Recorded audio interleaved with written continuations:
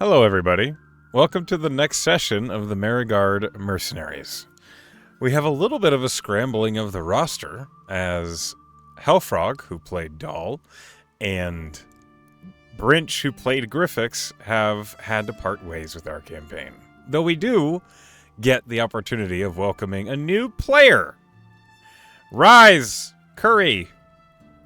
Or just Rise. Why don't you just go ahead and give us a quick introduction as to who you are? Not who your character is. Who are you? Who? I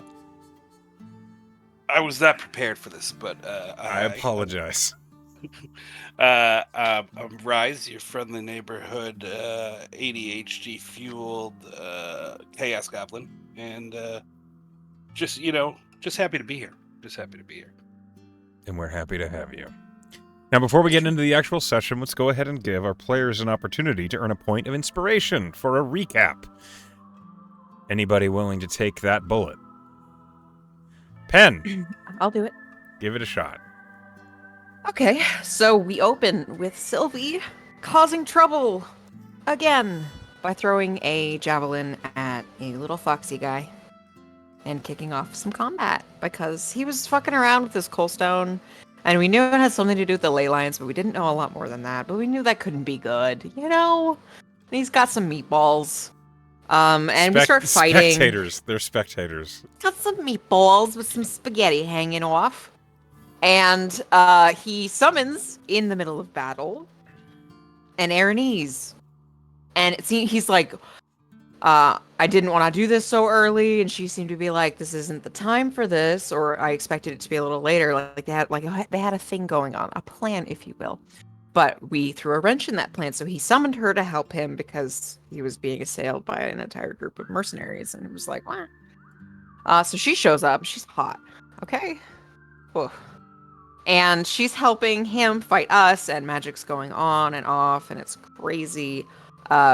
It's also a problem. So Sylvie banishes the foxy guy because the Aranese would not fail a charisma saving throw.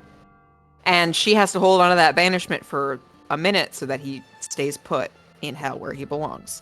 And everybody manages to put down the Aranese, even though Griffix was charmed for like 95% of the fight, which is just great. But she's gone. She's defeated. Sylvie holds on to her spell, despite all odds, to continue the banishment on the fox demon, devil, whatever. Scythe goes down like twice. And Ken goes down at the very end. But we managed to, even though the magic is off at that moment, and it's really stressful because healing magic isn't working. Apparently healing potions do work. And I believe Spring stabilizes Ken so he doesn't, bleed out while we're waiting for the magic to come back on. Everybody gets up again. And we decide to tackle this coalstone issue. And we go up to the top of the tower and we find this coalstone, which is this big, basically, like diamond of magic, condensed magic, like Banisite on steroids. And we're not really sure what to do about it because it seems broken and it's causing problems. So Spring is looking at it, and there's a lot of questions going back and forth. Coal stone, not cold stone. But you give me an idea. I don't quite remember if we lose Doll to the temporal plane before we... Yeah, we do. So, Doll disappears. As this coal stone is doing all of its not quite right stuff. He just vanishes and we're like, oh shit, that's not good. And he has his own little vignettes where it kind of goes back and forth between the group and where Doll is. And we decide we have no idea how to fix this and we don't know how to get Doll back. So Sylvie reaches out to Persh with her transcription paper and she's like, hey, we have this thing called a coal stone. It's busted. Help. And he responds like, I'll tell the Mariguard wizard instructor about this. He'll know more than I do. And apparently that knowledge is very enticing to Tabernac, the wizard instructor, because he is ravenous in trying to reach our location to see this coal stone. To the point where he spends like a huge portion of his available spells for the day just trying to get his teleportation to work to get to us. And eventually it does after some wards are placed, glyphs, and scrying eyes and things like that. He eventually reaches us. While we still kind of finagle with the coalstone trying to figure out like how it works or anything like that. Meanwhile, Dahl is in the temporal plane trying to figure out how to get back himself. And he runs into this guy, this guardian, seemingly part of like the Kranitos a million years ago. And this is an order of protectors of these coalstones, these ley towers that haven't been seen for millennia. So obviously he's been here a minute. He seems completely batshit crazy and is not helpful in helping Dahl find his way back. And while Tabernac arrives and is trying to examine this coalstone, or maybe just before he arrives, Scythe also disappears into the temporal plane. And that's basically where we left off, with Scythe newly engaged in the temporal plane, interacting with Dahl, saying, oh, hey, that's where you went. And Tabernac has just arrived as well, so maybe we're not completely screwed. I did my best. You did well enough. You've earned a That's point what of you get. inspiration. Good Woo. job, Penn. And we will pick up right where we've left off. We are on the rooftop of the ley tower. As Tabernac is looking over the coalstone and inspecting it, Spring is thoroughly trying to assist him in his efforts to understand how maybe to repair it. Ken, I believe you just returned with some Banasite. You managed to persuade... Right, he went to the boat to get some to fix it. I forgot that part. Yeah, you managed to persuade some Banasite from the merchant Silvermane. And as you're returning with this, you see, as you're ascending the tower, you hear the heavy footsteps and the rumbling voice of, well, perhaps with a ritual we might be able to... And as you emerge, there is Tabernac, like just full brass dragon, inspecting this coalstone. And there's definitely some tension in the air, Ken, as Scythe isn't there. And I don't know if you knew that. I don't think so. So, ritual what and how and with and who? I have used all of my magic today. You have a finite amount of magic? Yes. We all must obey the laws set for us by Magos. But you're a dragon. Yes. You have a particular amount of perspective, Sylvie. Okay, so what do we do? And this is when Ken, has this crate of Banasite. Will that help? I'm getting there. It is in this moment of chaos and alarm that right next to Griffix, who has his arms folded and is looking at this large, glowing, cracked stone, that there is a poof of bluish-white smoke. Rise. Why don't you go ahead and describe your character? All right. Well, I guess I'd be coming out of the poof of bluish white smoke. Yeah, it's slowly dissipating around you. It smells of blueberries. Oh. Blueberries. Okay. All right. Didn't see that coming. Man, I'm feeling high all of a sudden. Yes. So, in front of you would be Aaron. We'll go with for now. Just Aaron. About 5'10", but if you ask him, he'll be 6 foot or more. A little height issue there. 5'10", half elf, black hair, short, kind of spiked up, 5 o'clock shadow. Way more ripped than a half elf should be, to be honest with you. A little chiseled up there, wearing a essentially a black kind of button-up shirt underneath a black coat. These ornate gold buttons, ornate gold filigree all over it. To be honest, looks good. Like, looks real good. You know? So good that I would say the best way I can describe it is the man looks like a fuckboy. Okay? Nice. Very, very high fuckboy energy coming off of this man. Okay. Very high, icy blue eyes. Just like too good, too chiseled. So much so that it might seem a little off, but also looking incredibly disinterested in what's happening around him. But yeah, for a description, that'll do, I think. But As the Excuse me. Hello. Did you come from the stone? no. Have you No. seen a half elf and a forged, like wherever you came from? Maybe you just swap places. I mean, there's a lot of those at Mariguard. So, Okay. Yeah. Oh. Okay, Oh. you came from the Meriguard. That makes me feel a little bit better, unless you did an insight check. Lying. Okay, roll an insight check. And Aaron, roll told me what I the wanted to hear. applicable roll, I guess. 21. I didn't connect my BTT to the Foundry. I mean, what applicable role is. Are you lying or telling the truth? Persuasion or deception? Don't you worry about that. I am worried. That's why I'm insight checking you. What did you roll on your insight? 21? Yes. Okay.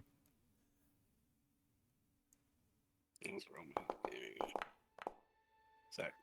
Wow. Uh, You rolled a perception, yeah, well, but it's still a That- natural 20. Sylvie, he's from the Mariguard. Oh, guys, he checks out. Did I you mean, not I- believe me just now? Tabernac would have called him on it if he wasn't, right? You obviously Hmm. have magic. He absolutely Yes, would. He I- talks forever. You are a little harsh in your descriptions of me, but perhaps maybe accurate. Okay, but like, can we? I don't know. Can we focus because like it's already taken 2 of us. If we just Yeah, we stand are around, losing members quickly. we're just all gonna be in there in a second. Focus up. Focusing. Ken has to leave. Not Ken. Fucking what? Sorry. No. Whatever. Forgot. I minimized my notes. All right. I was Honestly, trying that so is hard. that is so goddamn funny. For you to be like, Ken, out of here. What? I forgot. That's the only note I don't have. Fucking what? I think you mean graphics. That is what I. Yeah. That's sure. Let's go. All right, but that was Ken, really you gotta funny. go.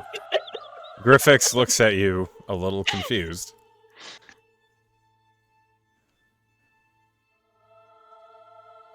Leave.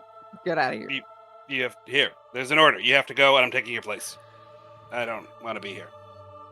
Griffix seems confused, but as he takes the parchment from you, he looks at it. There's a sigil of, and then poof, he vanishes. Oh shit. Okay. Well, I hope you're from the Bye. Mariguard, so he's not dead. Sometimes our company is really rude, you know. I would like to say goodbye. Oh, you'll Okay. see him again soon enough once we get back to the academy. Unless Right. I get caught into a stone and never come back. Then perhaps Yeah. you should avoid that, shouldn't you? Okay. Now- What ritual, Tabernac? I have this Banasite here. What ritual? Right. How much Banasite do you have? I forgot how much I. It looks like a oh, crate. Siri, I forgot. It wasn't it like Okay. half a crate? I think he gave you like half a crate. I think he gave me a full crate. I'm gonna say a full crate. Yeah, totally a full crate. I feel like you got half of what you asked for, but I don't remember what you Half asked of for. what I asked for. It was half of what I asked for, so it might have been half a crate. I don't know. You have half a crate of Banasite. Okay. But there's more in that ship, and you know, if worse comes to worse and we need it, I'm sure we can fight them for it. That is maybe not the best of ideas, Sylvie. It's, I will it's fight also, so quickly. If we have to, I'm just saying. I would like our friends back. I believe you are one of Elisa's pupils of the Warlock class, correct? No, I'm a We've literally. paladin. Oh. I'm not talking. Everything is fine, Sophie. We had lunch last week. You misunderstand my purpose in pointing that out is explaining it to your new allies, not for my own memory. I was just waiting for a break in cover. Y'all seem very busy. I was going to ask at some point who any of you are and why Yeah. am I here. I was told, but I was bored, and so I wasn't paying attention, and I just kind of came. He was sent as a substitute. We're gonna swap him out for our friends. That makes perfect sense. Yes.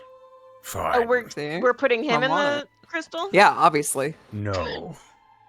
I just want our Oh. friends out of the crystal. Excuse me.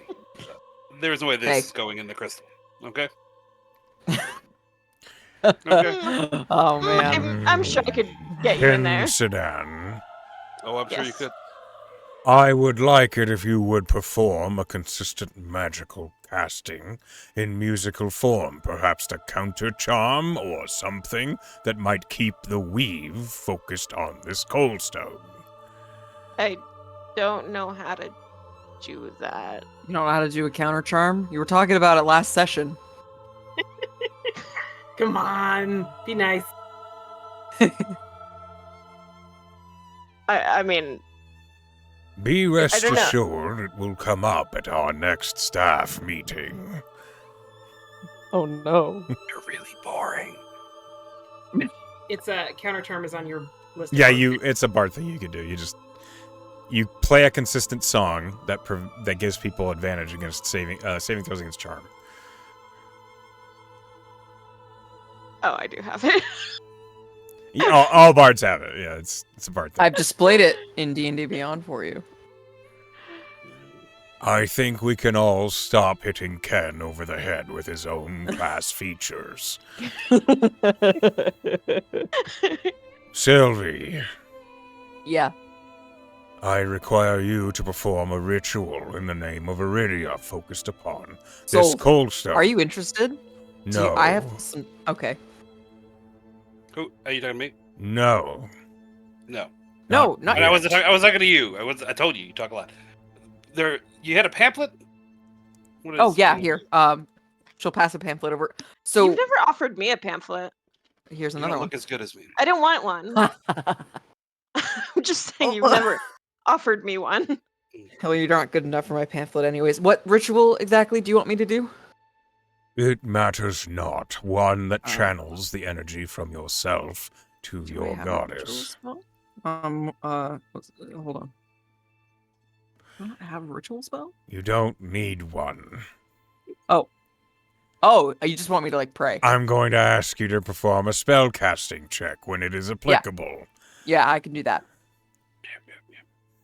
We're good at this game, guys. Tavern Would you like, Inn. Ken's like already me to in help with slug that too? his- I could pray to something. I would like you to channel your patron's energy into this coldstone. You I'll know, see about that magic you borrow. Yeah. Why? That was kind of mean. So it is. Perhaps I am short on patience. I might do the Apologies. fucking around. You saying I'm short now too? Okay. Uh-oh. Only if you take it that way. Okay, that's fine. It's While he's talking, I need someone to please roll me a d4. Okay. Dibs. Oh, okay, go. Unless you beat me. Oh. No. You did. I deleted as soon as you said dibs. Aw. Okay, that's interesting. Great. I need all of you to Uh-oh. roll a spellcasting check, please.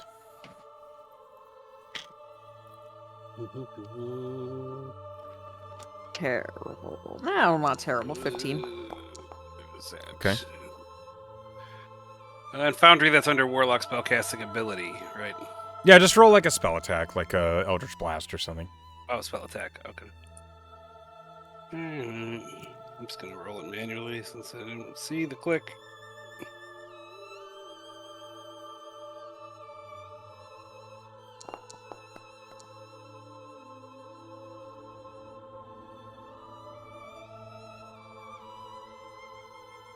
A 13. Okay. Sorry, hold on a second. I don't have that. You don't have a spell attack? I don't have a. Yeah, I don't have one that does a attack. You don't have like a cantrip? If you look at your spells, does it say what your spell attack is? It looks like a +7. Yeah. So just roll a d20 +7. Your deception is a d20 +7 if you want to roll that. 18. Okay. As spring has begun to gather the Banasite under Tabernac's guidance and is pouring it over the cracks in the coalstone, attempting to hold it into place using magical tinkering, creating almost like a solvent, cleaning the cracks magically that are becoming much more polished and serene, Aaron vanishes from view. Oh, shit. Well, if we have to trade Crystal him. has chosen. I knew it. Obviously, we were going to have to trade him. Scythe. I mean, you did call it. Mm-hmm. You stand in the temporal plane as it has been explained to you. You are on a parallel location. You're standing on the roof of the ley tower, but also you're on the same level as the ground. The ocean spreads out all around you, overlaid over land in all directions. It's very peculiar, seeing all of these things all at the same time, all at once. And every few moments, the sky ripples as if a drop in a pond, but so much bigger than any pond you've ever seen. And as you stand there looking out, suddenly, an individual steps out of the air next to you, as if he stumbled.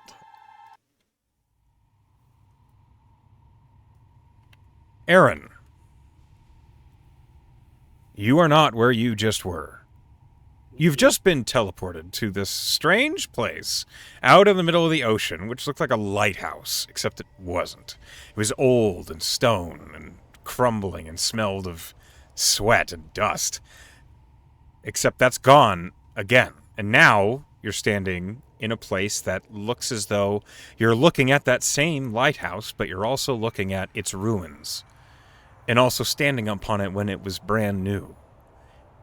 Out in the middle of the ocean. You're looking out in all directions at everything all at once in time. And it's peculiar. I need you to make a wisdom saving throw, Aaron. All right. Where the hell are my saves? Oh, there we go. I didn't even get a chance to answer. With a 15, you don't throw up. You manage to stay on your feet as you kind of try and gain your bearings, and you see standing in front of you, maybe a few feet off to the right, is a large, forged woman whose body appears to be made of adamantine armor and has what looks like hair or a wig on top of the armor. It's hard to tell. You also see a long rifle on her back as she stands there looking just as confused as you. She does a pretty good confused face considering that a big portion of her face is actually covered by a plate. But the crease of her brow definitely looks confused. And she's just she has gone from staring at the rolling ocean overlapping with land to staring at you. She goes, And he adapts a pose that I can only describe as basically just from JoJo. If anybody's watched JoJo's Bizarre Adventure, they're really too swaggerific pose, trying to keep it together, but What's up? Sorry, there is cat war suddenly happening on top of me. 1 second. Yeah, I've given my cat the finger 3 times already. So Heim is attacking Sif, and I am in the bed, so it's anyway. Normal cat behavior.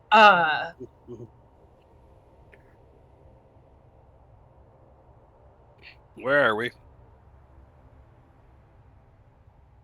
Who are you? Where is conceptually odd? Who are you? Aaron. I'm from Mariguard. I'm the new substitute. The what? Griffiths had to leave. Somebody told me why. I don't remember. How long have I been here? I don't know when you got here. I just got here moments ago. And I had just got to where I was before that, moments before that. And all I remember is the dragon guy here. What is it? Tabernacle? He always talks to him. Said something really mean. And, like, I don't know. Do I look short to you?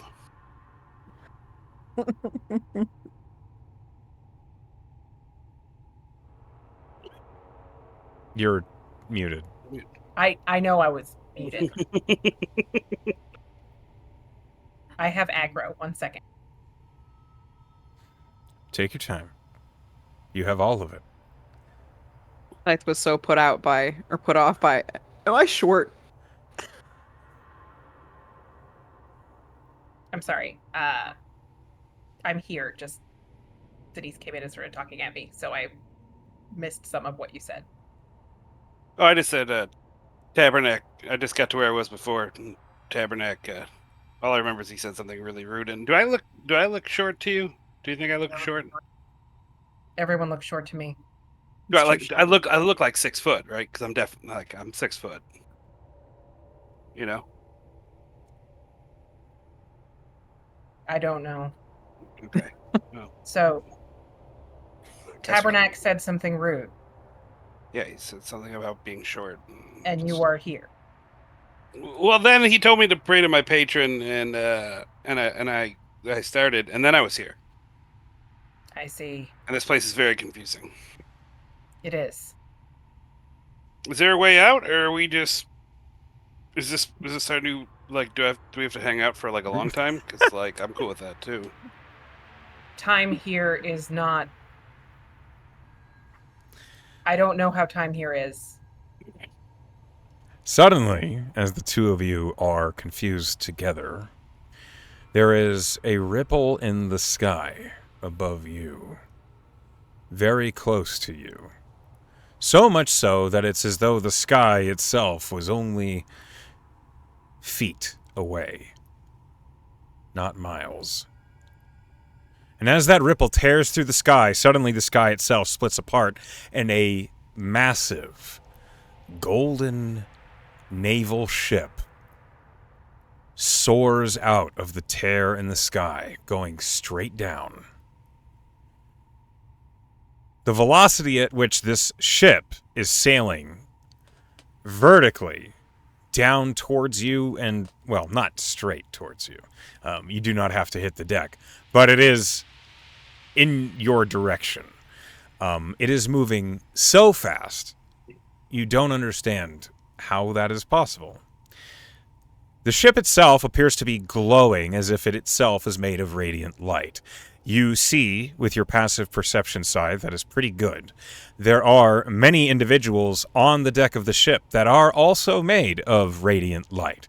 They appear to be moving about on the deck of the ship as if they were a ship's crew. You see figures pulling on the ropes of the masts, keeping the sails fully drawn. You see there is one larger radiant individual toward the back of the ship that is at a helm, and it is steering. And the way he is standing, you insight, he seems like it is exactly what he wants to have happening. There is no panic that you can detect, which seems odd to you, considering the direction this ship is moving, where that ship is, and the fact that it is flying from the sky towards the ground. if it could be called aground. That's new. Mm-hmm. Yes. Do I know anything about this ship? Like, is there anything triggering in my memory about a radiant ship sailing through the temporal plane? Are you proficient in religion? No. No. That is your answer. That is completely new to you. Yeah. And honestly, a little nonsensical. Aaron, are you proficient in religion? That's a negative. This is just as mystifying to you. It's a bright ship. It is going to impact the ground, except that I'm not sure this is ground. I don't think it is. Is it? It also looks like the sky. Or am I confused? It looks like all the ground that ever was and wasn't. Are we high? No. I don't think so. Okay. Well, let's just see what happens, I guess. How far away? I mean, this is coming at us, right? Like, It's not coming straight at you. You do not think it's going to collide with you. But it does not seem to be going far away from you. You suspect, from its trajectory, it might hit the ground, question mark? About 90 feet away? Which is remarkably close, considering the size of the ship. that helmsman doesn't seem concerned about impact. Not at all. We try to get their attention or stay not noticed? I am rarely unnoticed. I can see why. You look good, by the way. Thank you. It's the first time he's been nice. He hasn't really had time to be anything, aside from confused. I'm very, very amused that the dice rolled him, by the way. Fuck boy strats. It is funny. He just got here and it's like, what? Huh? Okay, so as the two of you are looking at this ship that is careening towards you, we step back to our friends on the lay tower. Tabernac is focused on the coalstone, and as he is, as all of you are working together to try and perform this ritual, the coalstone itself is vibrating within its settings. It is turning in place. And with every turn, every rotation, another pulse of energy washes over all of you. Each of you here are granted visions of flame. You see massive curtains of fire. They seem to wash across the landscape all around you. And the landscape itself, the sky is burning. The lands are made of magma. You watch as clouds of smoke rise and rain ash across all of the world around you. And as these visions happen, you can see beyond them the normal world, as peaceful and calm as it was, despite the strange interference of the coalstone's emissions. Hidden behind them, these visions of flame, it's as though everything is burning. And yet, though everything is burning, you're watching the smoke and ash fall, it's as though everything is being reborn as well. In these visions that this coalstone seems to be forcing into all of your minds, by all of yours I mean Sylvie, Spring, and Ken, and Tabernac, you watch as a massive hand made of magma reaches forth and presses their thumb and fingertips into the world around you, pushing and molding as if it's a massive ball of clay. Sylvie, You remember the legends and myths of Ana, that she molded Anth from a ball of lava. You feel like this is a vision of that story. And perhaps you never really gave that story any credence. It probably was just hyperbole. Only you're watching it happen before you. Tabernacle. I see it. Keep focused. Okay. Everybody, please roll me a wisdom saving throw. Oh, good thing are they everybody within 5 feet of me gets a +5. I do not think anybody's within 10 5 feet feet of of me. you.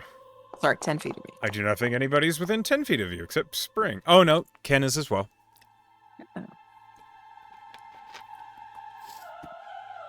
So, Ken, please roll wisdom save +10.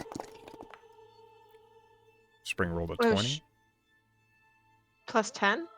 Yeah, +5. +5. Okay. Pass without a trace. The visions do not shake you. You manage to focus on your rituals without letting them go and without letting any of these wondrous and terrifying machinations take place. And as the coal stone is moving faster and faster, you realize it's getting hotter and hotter. It's a good thing that a brass dragon is the one trying to do this, or perhaps he would be burning. Oh, man. Between his claws, the coal stone seems to be not melting, but becoming amorphous. Where it was once shaped like a giant cut stone, it is becoming spherical. You're watching this happen before you over the next 10 minutes. I need one person to roll me a D100, please. I rolled the last thing. I don't care who, just can't be me. Ken rolled a 75. Okay.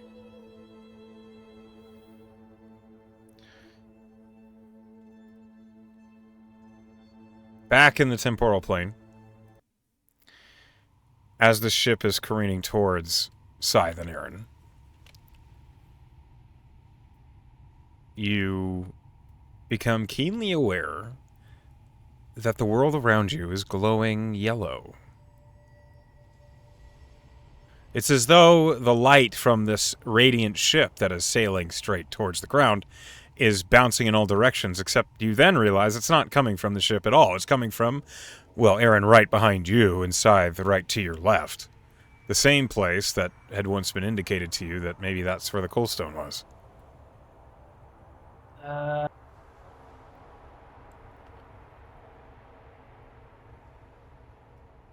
Can I poke it?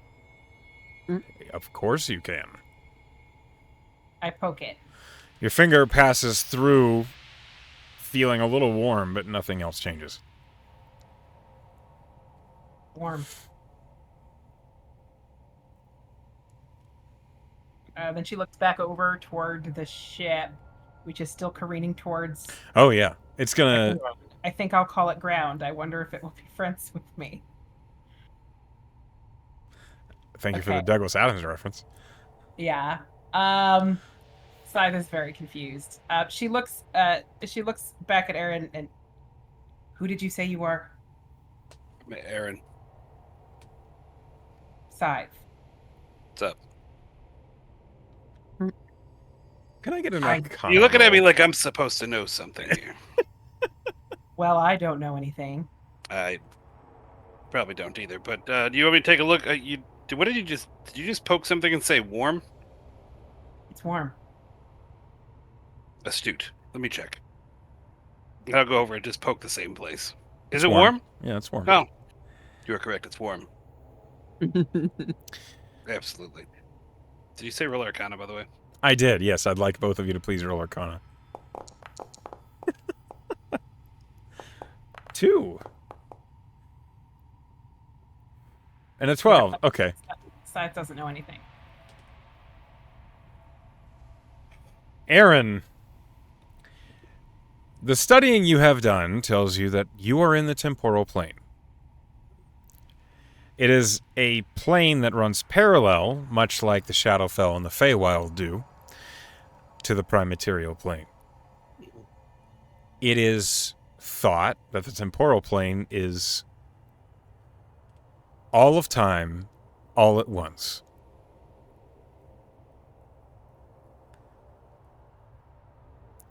It is also thought that should one spend too long in the temporal plane, they lose their place in their own timeline and become lost.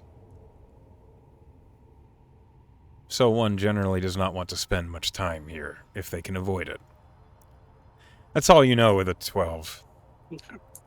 So, side, bit of a good news, bad news situation here, okay? Bad news, we're in the temporal plane. Other bad news, we stay here for long enough, we'll lose our place back where we're from. So we should probably try to get out of here, though that seems not easy. Well, What's the good news? We're stuck here together. there is a surge of golden energy coming from that warm spot. Well, you feel it as if it's... You get the strange sensation of something spinning, as if the energy's passing over in a rotation. And then it happens again. And then again. Scythe stares at it and then turns around in a circle to see if it does anything. You get a little dizzy. I think, you feel that? Yes. Is that the energy between us? Is it? No, probably not. I need both of you to roll a dexterity saving throw. Probably not my strong suit. Is it an effect that I can see? Yeah, it's a giant ship. Okay. I thought you said it wasn't coming right at us. It wasn't.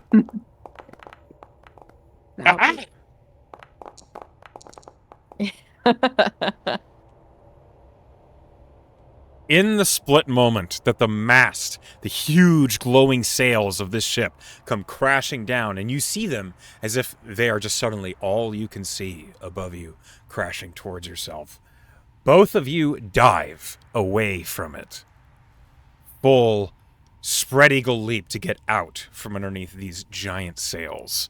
And in that moment, as it happens, Tabernac crashes both of his claws into the coalstone, freezing it in place. The banasite melted and liquid, hot, amorphous glass banasite sprays all across the tower top. The coalstone itself is now a perfect sphere, golden and glowing and trying to spin in his claws, but frozen in place. And as it is frozen, Aaron and Scythe appear diving on the ground on opposite sides of the tower.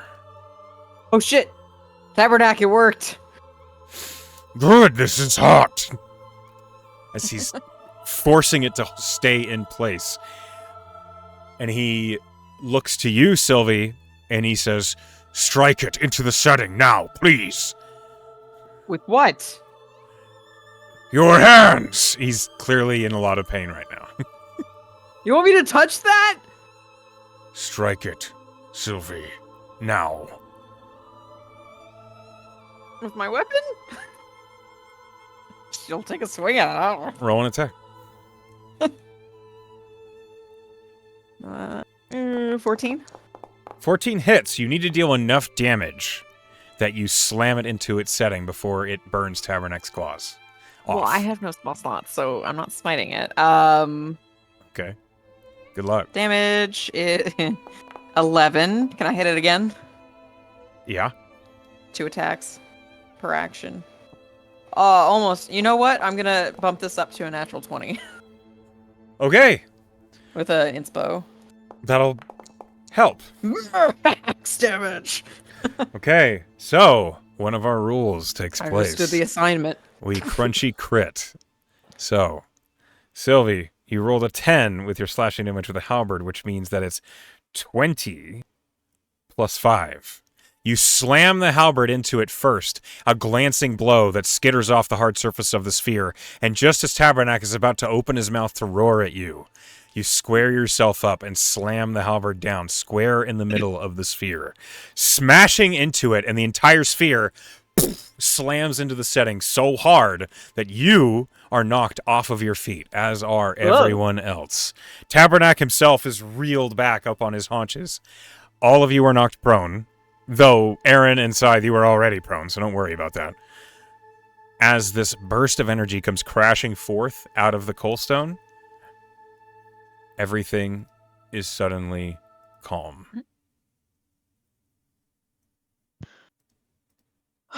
Fuck, man. Did I do it? Wait, did Doll come out? You don't see Doll. Can I search? He's gonna search for Doll. Okay, go ahead and search for Doll. What do I Scythe roll is for that? sort of lying prone on the ground of the top, or I guess on the ground of the roof for like several seconds. And she sort of looks back and forth. Ooh, And good she roll. looks up. And I'm assuming that the golden ship did not come with us through. That would be Roll great. perception. I will roll perception. Ken, you see no sign of Doll. He's a really good hider, though. He is very good at hiding. Hey, wow, look at all these great rolls. That's a 22. It's a crit, but it's a 22. Tabernac, they didn't all come back. He's like immediately turning on the dragon. Who did not come back? Doll. Tabernac is A looking rogue? around. Half elf. It's his son, Tabernac. This is important. He's not my son, but Are you sure? not 100% sure. I'm gonna be honest. I'm not 100% sure. Like, so you're saying there's a chance? I've I slept with a am lot of going women. to rest. And the instant I have the magic, I will begin to search within the Lensocularum. The what? A device that allows me to look into the planes. If he is lost in the temporal plane, I will find him. Aaron, you never saw anybody other than Scythe.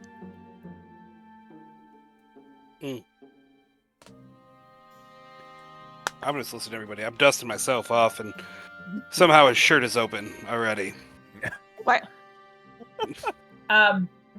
Echo that perception. I'm at Yeah, so as you're looking around, and at first you were looking for any sign of that ship, and the sky, which before you went into the coalstone, the sky was tumultuous and roiling as if there was a storm.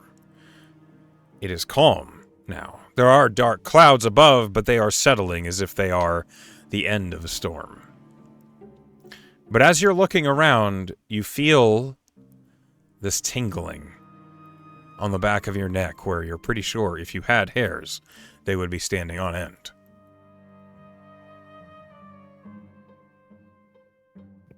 something is weird. What do you mean something's weird? Doll's not here. We lost you guys to a crystal. Fucking Tabernac needs to rest before he can search a thing. Everything's weird.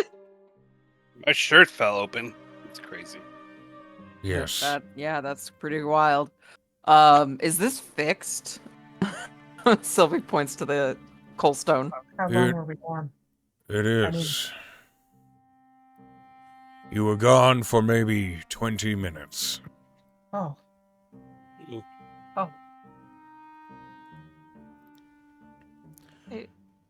I don't understand why it didn't work to bring everybody back. There was just the two of us there when I was there. Echo, Scythe, did you Scythe and Doll were see? talking last week. You were. Is there a moment that Scythe can recall him no longer being with Roll her? a history check.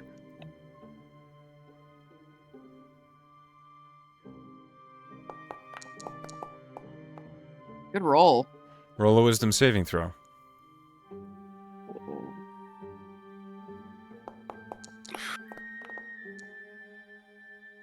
That's a 7. As you think back, there is a moment where you do recall seeing Doll. And then there's a split second where your vision was filled with a tall, towering figure wearing purple mosaic robes that looked as though they were made of twilight, and a mask all of one piece as if it itself was filled with a nebula. And then you don't remember seeing Doll after that. And then Aaron was there. I can't remember. He was with me. And then there was someone. Who? Someone who? This guy? What did you do to Doll? He didn't. No, it wasn't him. He was after. Are you sure? I would have noticed. We gotta talk at some point, all right? There's a lot of just suspicion, Listen, all right? Doll's missing. You're here. I need to blame someone. And he's a dragon, so I can't blame him. Stars for a face. Stars for a face? Stars That sound- for a face. Does I that remember sound familiar to... He was very tall and he had stars for a face. Roll a religion at disadvantage, Sylvie. Aw. Yeah, it's a decide as a poor historian. I rolled pretty well. A 17 is not going to cut it. Stars Shit. for a face does not help you identify anything. Sylvie's gonna creep up closer to Aaron and just see if there's any, like, stars in his face. Are you? She's like, How close is she getting? she's uncomfortably close. Oh, Just God making damn it. sure you're Why did okay, you do man. this? Why did you do this early? Aaron, Aaron's as, gonna misread the situation. for Aaron, sure. as she gets extremely close, you hear in the back of your mind, she seems interesting. Make eye contact. Okay. And I was making eye contact before, but you know, Make it harder. as Sylvie's like nose to nose with you. I mean, well, as you're Are you leaning in, sure? he's leaning in, but I don't know how perceptive you are, but he's leaning in for something very different and confused. Ken's gonna be like, "Are you guys gonna kiss?" I No! don't think they Are we? should. Now's not really the time. It's not. No, We're- no, We're still I was missing Doll. checking- Any time is time. Sylvie, we're still missing Do you Doll. I'm not. You were I'm I'm looking for stars in his face. Does he have Not his freckles? face. She like takes your tall chin and guy's she face. turns it. She's clearly talking about me. I'm the tall guy. Taller than me. Sylvia might be taller than you. Hold on. Do I have her height written down? That'd be really funny. Ken's definitely Damn, taller, I by the way. Ken is 6 foot. Well, Scythe is like Ooh, 8 ouch. feet or some crazy number. Wait, So- how tall? She's like 8 feet tall. She's a forged and big. She's massive. Yeah. She was like as tall as a medium creature could be and still be a medium creature. So 8 feet. Yeah. Scythe is enormous. Okay. Yeah. Oof. I think Sylvie's decently tall too. She's probably around like 5'8" or 5'9". Ken's 6 So foot. you said so. The figure was how tall was Myriad? Oh, Like- like 20 feet tall. Okay, right. So Wait. so So way taller than this guy. like huge. Yeah. I'm tall. That's But not he- even fair. He had I don't this. get- He altered perceptions. So when he was talking to you, he felt like he was right next to you at your level, even though he But the was. first impression massive. was that he was 20 feet tall and Yeah. like approaching us. Right. Aaron never saw that. Yeah. Aaron just saw you looking confused, and then a boat. There was also a boat, but I don't think that had to do with Doll. Did Doll get on the boat? I didn't see that. Who is Doll? And Doll are we is making our out? rogue. No! I was checking your face for Did anybody else stars. get that vibe? I got the vibe. Did anybody else? It did Yeah. kind of No? look like that vibe. That's what I'm talking about. That's what I'm talking It about. just did not Cameron. feel like the time. I'm gonna be It honest. was I'm not. sorry. appropriate. Of course it's not the whatsoever. time. No, that's not appropriate at all, which is why I wasn't doing it. Well, I'm not And going I to don't think it's judge ever the stopped you, interspecies Sylvie. relations between humanoids, but Should never yuck another person's yum, you know what I'm saying? What the fuck is happening? I thought we were gonna make out as what is happening. We're trying But to No! locate who is Are we- Dal? And Doll is our are they rogue. single? I think so. I don't know. I All right, cool. We should find Dal. I will look for Doll. You should And do when that. And I also, find him, I will bring it to your attention. I would also Oh. like to know. I saw a very tall person with a mask face with stars. And that's the last time I saw Doll. Sylvie, So we'd have to assume that they took him, right?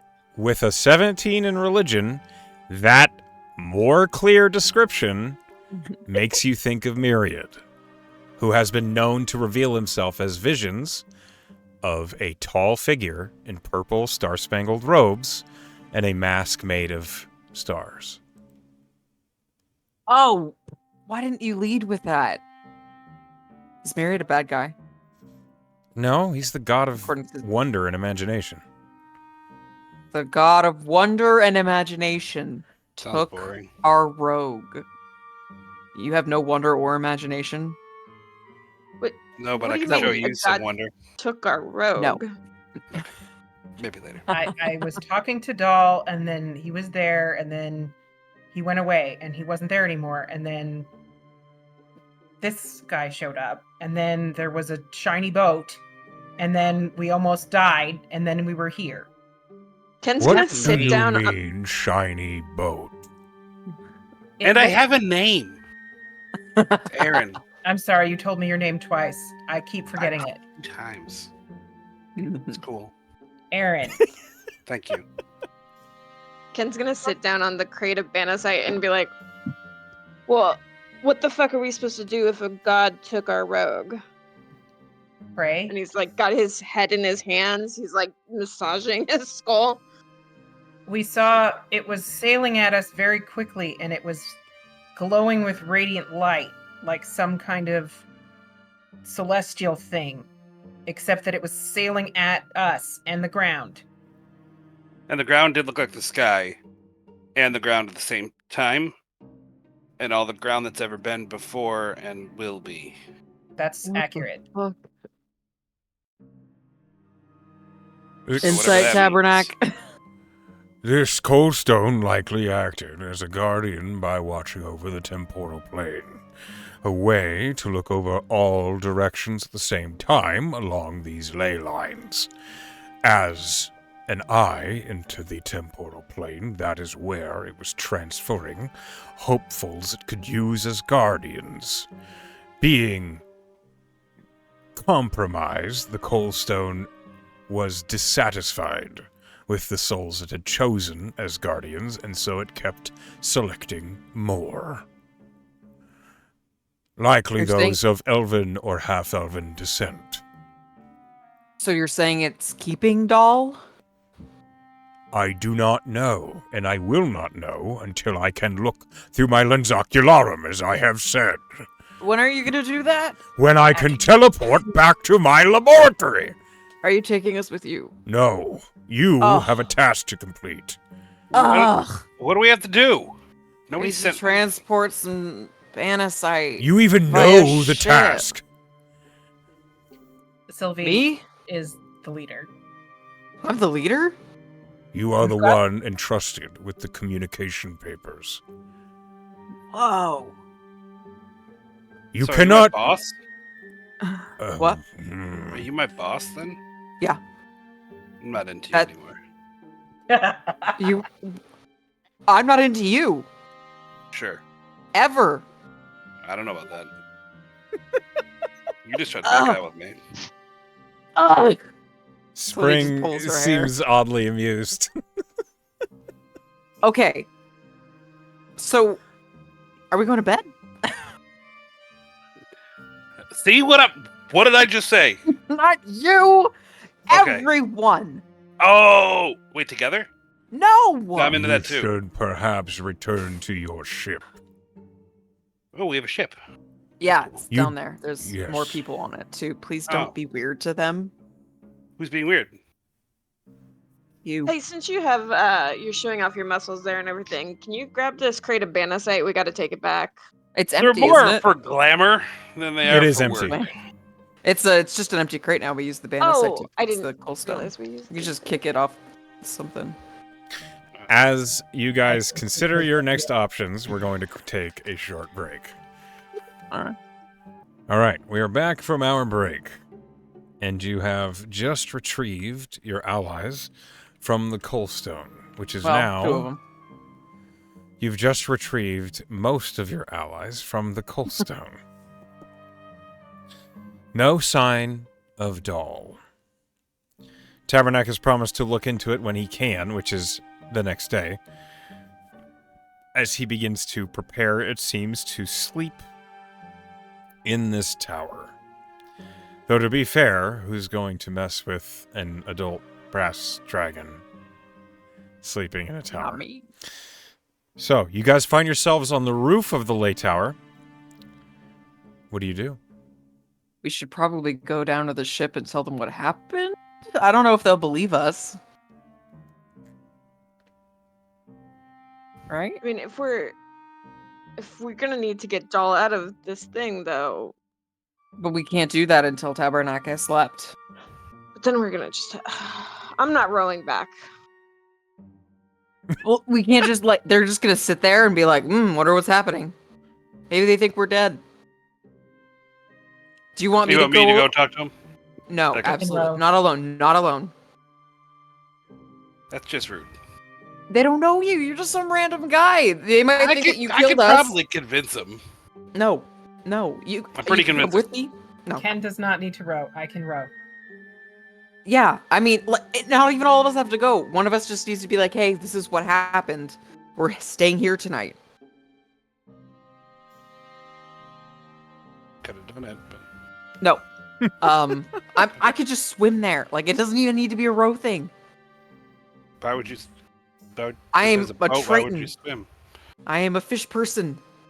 Wait, you two. Yep, the fins. Yeah. Did you miss those? I'm into it, but Oh, didn't ask. I'll just go down and let them know. do you want company? No, she goes down the stairs. I do hate to be a bother about this, but since we're planning on leaving, is there perhaps any chance we could free the cold stone from its place? I thought we did all this to keep it working.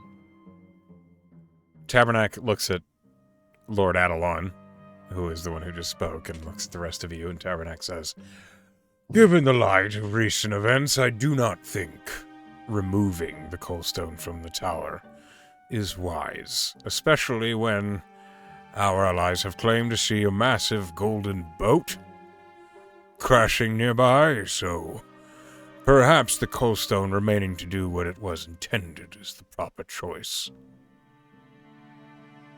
I don't think we want that ship here. Just saying. I don't know.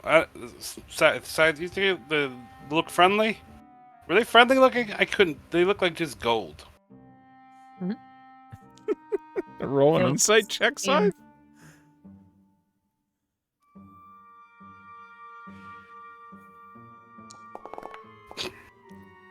They look like Stop. celestials. They appeared celestial in news. nature. I observed determination. That's about all I could say. I understand, I just figured it was worth considering. Good.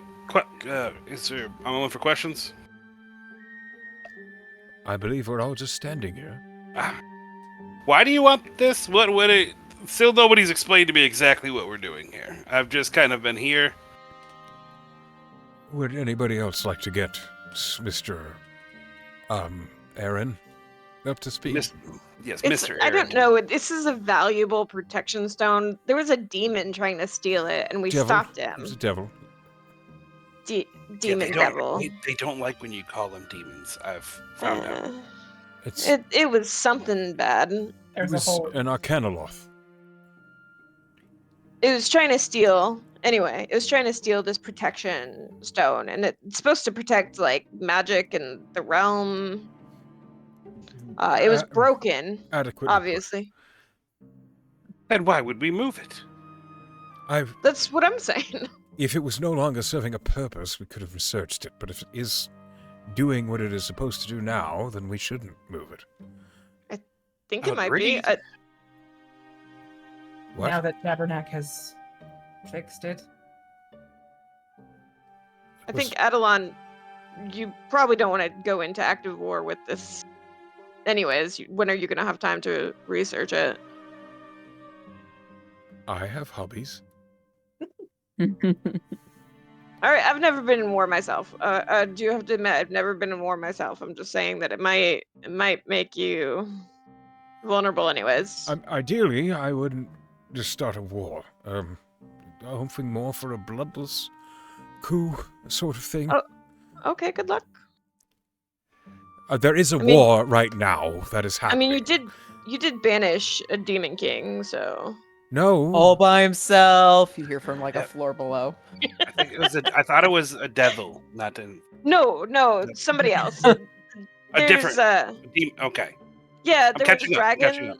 There's a dragon demon. Adelon banished it. Right, we were talking about taking a rest. I could use one. I think we could all use a rest. I'm fine. Very. I'll tell you badly the story Injured. on our watch, if you want. I'm sure he would be happy to. Are we watching together? Sure, I've started a song for it. Are we not going back to the boat? Sylvie is. Why don't you go to the on her boat? way Okay, the boat. you're really fucking with my shit here, man. Me? Yeah, What did I do? I'm taking watch. That's the Very- future king of Oh. Aurelia you're talking to. Okay, Or, and or at least the power behind the throne, for sure. No, I I mean, that's what he was before, and then he got banished. I left. Look, why don't you just do what you think is strategically best and I will follow. okay, I think it's strategically best for you to take a little nap. Are we all going to return to the ship to rest? Sylvie was was going to the hoping ship so that everybody would didn't leave have the to island. go, and we could stay at the tower. But Listen, me if and you all Ted, me come and back, Ted can stay. Why do we need to stay at the tower? I don't know. Because Doll's missing. But Yeah, Tabernac What's was the- going to try to get That's Dol true. once he wakes up, right? and Tabernac is gonna sleep on the tower, so it's not like it's like Tabernacle All right, is everybody right there, like, looks up and he says, I have to return to my laboratory in the Meriguard Academy. In order to do that, I must have my teleportation magic. it's like the I third cannot time he's Regain it today. Mhm. So I'm sleeping. Okay, so we're all Here. going back to the ship. Let's He go needs, back he to needs the his ship. Oculus. He needs his Oculus. Yeah, his Hi. Was that what it's called? Lens ocularum. Lens Oculus. If Doll appears, you can I reach don't out to us, believe right? you're even trying. I'm not, but I will for you. Yes, he That can. Let's allow the wizard his rest and go back to the ship. Yeah, he's not gonna get any rest if we stay up here. I most certainly will not. You want a Let's just go spoon? down. Cabernet? You want a spoon, Tabernac? I want you to leave. Gotcha. Roger. All right, I'll play All a right. lullaby as we leave. Nope. Don't worry. Just go. It's too late. It's too late. I'll sing along. I'll sing along. I swear if I had any magic, this would all just be over with. Fireball. I could just use a breath weapon and it would be Good much night. the same. Sylvie goes Never downstairs. mind, I'll find someone that. Sorry, I thought we were singing a lullaby. That's a lullaby. Down the stairs. Yes, we go down the stairs. Okay. Ken goes down the stairs playing his lyre. Don't worry. I'm following. You're really good at that, Lear. Yeah, I studied for a long time. Yeah, I could tell. How come you haven't complimented me? She didn't kiss him. I did think Right. it was going to happen. Neither did you. Well, I never started. It did look like you were going to. Oh It my really, god. it really did. Thank you again. I'll leave you now. I will leave you now. But Tabernacle, go. Down the stairs we go. Yeah, you guys are leaving. I'll row the boat. Adelon is I think that following was you. Edelon. You get to the dinghy, and you begin to row back to the ARN Dedica. It is a simple task. It's only 10 minutes of rowing, and then you are back at the main ship. As you arrive... Captain Juno! As you arrive and you climb up the rope ladders, the dinghy is secured. Captain Juno looks to you all and she says, "So, the wind's Yeah. back." A long story, though. Who wants to tell it? Ken? I mean, I'll tell it. We just for on the road back, since we're going to a strange place. Committee said that I can't use my armor shadows, my free cast of mage armor that I would normally keep on at all times. I should have said that before I walked into the plane. But... Well, I was going to tell you that your spells are your responsibility, not mine. But since you've mentioned it, what does that look like for you? It just looks like another one of his suits with less buttons done. Oh boy. just crispier, right? Just way crispier. Committed to Like the he's glittering, like he's shining, you know, peacocking, if you will. But no, it would probably be just kind of a red hue and tint that looks like it weaves into the fabric of his stuff. If I'm being honest, That's pretty cool. Sure. You know, kind of like that black and red fabric. You ever see it that looks kind of reddish, depending on how you're looking at it? Yeah. A little bit. Yeah. A little iridescent. Yeah, there we go. Iridescent. Very iridescent. Because I could cast it without a spell slot or anything. So. Yep. So go ahead and Alright. make a note that you have mage armor without actually having mage armor. What's everybody's passive perception? 19. That's a 12, boss.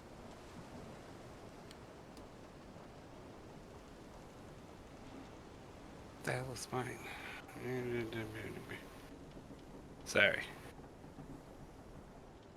If I don't see it, how does that figure it out again? If I don't see it, just If you look at your staring at it. perception It's score, 10 plus your. yeah. Oh, 10 plus my perception. Okay, so 13. Okay. Ken, 15. 15. Sylvie, Hey. before when you first arrived at the tower or in near the tower, there was no wind, and the water was perfectly flat. As a side effect of the Coalstone's malfunctions, and likely the Arcanoloth's fucking with it. Now that it seems to have been restored to order, the weather in the immediate area is back to normal.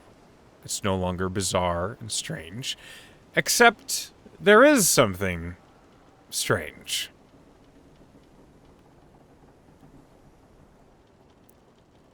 Half a mile away, you see a wake, as if there is a ship on the water, but there isn't one. Guys? Scythe. You, and Aaron, sure. You said you saw a ship, right? Was Yes? it invisible? No, it was glowing. Okay. Do you see that? After pointing it out, you do all see a wake, as if there is a ship moving about a half mile away from east to west, which is kind of towards you, but not exactly. It's getting it farther not away. Uh, It's from your left to your right in the direction you're looking at it. Does it seem like it's going very quickly? No. The wake's not very big. Which makes you think either they are not going very fast or it's not a very big ship. or there's no ship and it's a weird wake. Because there is no ship. And it's a wake. I feel like I've said that a lot in the last minute. I don't know what a wake is. So a wake the- is the waves created by a ship's prow as it cuts through the water. It's like you keep saying this word. And I'm It's like, that V "What?" shape that forms in the water. Oh, okay. I mean, it could be any ship, though, right? Like we didn't probably let a ship out of that crystal, Well, right? That'd be according weird. to my eyeballs, there is no ship at all, but there is like the water is forming as if there was one. I see what you're talking about, but a sea invisibility couldn't help. That's too far. Sylvie, Yeah. maybe go underwater, ask a dolphin. I could. That's what I would do. So the thing is, I mean, we're not going to catch up to it. no, not at all. But I mean, the dolphin would be like, "What's it?" Dolphins It's my know what dolphin ships are. impression. Hold on, let me check my features real quick. I can communicate simple ideas to any beast, plant, elemental, or monstrosity with a swimming speed. They can understand me, but I can't understand them. Because I'm out of fucking spell slots today, and I can't use my speak with animals. I could do it, but I don't think I could swim right now. Do you Fuck want it, to I'll walk do on the it. water? Do you guys want to walk on the water? I can do that. Excuse me, do you mind telling me exactly why it is we're still here? Why don't we just get moving? Oh, we forgot. Well, there's a knot ship over there. Sorry, distracting. This is Aaron. I don't know what to make of him yet, but the Mariguard sent him. I just assumed one of you changed appearances at this point. Nope, new guy. Well, it's a pleasure, New new guy. guy. I'm Captain Juno. We rescued one guy. One And- guy's still in the crystal. Or maybe in the crystal. We don't know. They don't know what that is. Ken, start from the beginning. Walk and talk. As Captain Juno, goes to the helm. You know when I came back for the Banasite, right? I recall. Okay. There was a broken crystal that we were fighting over. Okay, you do not have to tell me everything that just I'm happened. telling you. You Step by can. step. So Ken can tell Captain Juno what happened as Captain Juno begins to get the ship moving. A doll's still missing. Wait, why Yes. are we moving the ship? We can't leave until we... You're saying you want to weigh anchor until we find out anything? We're missing our rogue. I mean, Sylvie's technically in charge. I shouldn't make these calls, but... How did I get this position? It's Ken's son. We have to stay until he gets back. Could be my son. Possible son. You must Not be a sure. proud father. Doll's really cool. We have to get it back. We have to stay at least until tomorrow morning when Tabernacle can tell us where the hell he is. And I almost died. I could use a nap. Yeah, a nap would be great. I need rest also. You heard them, crew. Weigh anchor. Staying here tonight. There's some gruff complaining. And the merchant Silvermane, this grouchy-looking dwarf, who doesn't always look grouchy, but he looks grouchy right now, just frowns as he looks at you all, and goes below deck. Oof. Which Insight means... I'm gonna go talk to him. I'm gonna try to smooth things over. I might have threatened him a little bit, Sylvie, to get the Fantastic. Banasite. Can I still I roll an can insight go check? make it up. Obviously, he's who? grumpy, but... Blind On side. Silvermane. Go ahead. 12. He's grouchy. Bad roll. Shit. Yeah, go... do your bard thing. Seems upset. Yeah. Okay. Okay, cool. Can I roll a charisma check to buy some liquor off of a crew and take it to Silvermane? You don't just have booze in your pocket. No. You're gonna have to find who has some first, so roll me an investigation. Okay. Okay. Yeah, can find roll some- me a charisma check. Something charisma. Where are you? Where are you? Oh, right there. Wait, it'd be persuasion, right? Yeah.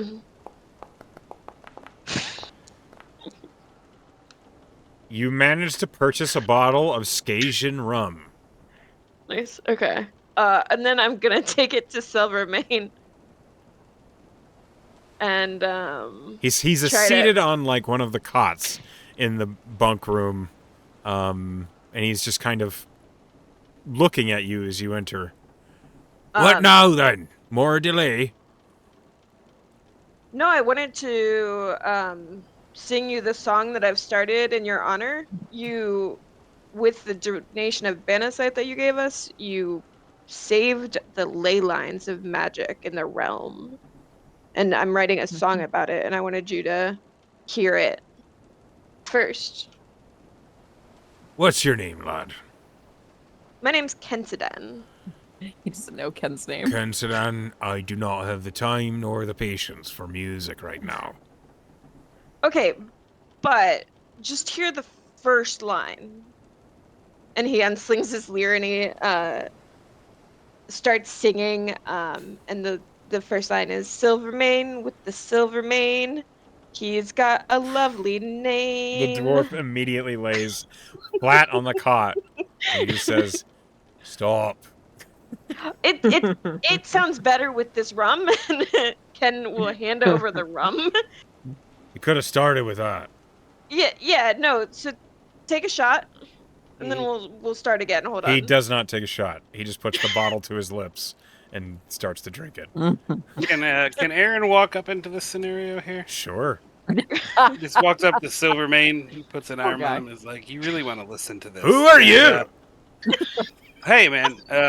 I'm Aaron, and I'll tell you what. Ken wrote one hell of a song for you that I really think you would like. Decadent Allure, by the way. What allure? What? I'm talking to you, DM. Decadent allure? Oh, okay. I'll roll a wisdom What save. are you doing to this poor dwarf? He's trying to charm him. That's a 14. And my spell save DC is 17. The So, dwarf sits up. You should really listen to this song. It's really good. Ken, let him, Silvermane, he's got a silver mane. He's got a lovely name. He saved the realm when all was lost. He saved the lines when all were boshed. That was so good. Didn't you think that was good, Silvermane? I thought that was really good. Well, It's pretty good, right? Wait, let me roll my performance. Yeah, roll performance at He's a lot advantage. better. He's You a have lot better advantage than because me. of Aaron. This is My so God. With a 27. you At know, least the chord progression is good. I might have judged it too quickly. Absolutely. It's And very I kind mean, I'm of still you. working on it. If you want to do some feedback, we'll get what you want in this song. Maybe something else that rhymes with Maine. No, you don't like the name part? Not twice in a row. Okay. Maybe like tame or grain or... Hold on. Are you? Oh, you can't Do be you like the tamed, ladies? though. Do you like? Oh, they could be tamed. I was gonna say you could be the ladies or the guy's bane. You know what I'm saying? That's pretty good, right? That's what Oh, I'm talking Bane is about. good. Yeah, So Bane is good. good. So good. That's so good. Puts He's the other look like lads you. to shame. he's That's what I- evil's Bane. When did you get in here? Don't worry about that. She walked in too. Everyone's like having a session, like a band I session, don't jam normally session, trying to do figure out this. this song. For my songs. Silvermane, she's probably here for me. I'm literally not. I'm here for you, She tried to kiss me. Silvermane. She tried to make out with me. Can't blame her. I did. Damn straight. You want to make out, Silvermane? I'm a married man, Sylvie- I'm afraid. Sylvie leaves. So I do think we don't focus on women. We focus on you being evil's Bane. That's good. I like that. Yeah. That's what evil's this is all gain. about. That's what the Battlecite's Yes. for. Exactly, and you helped secure the ley lines from the devil. He like The takes Arcanoloth. another long hit of the rum.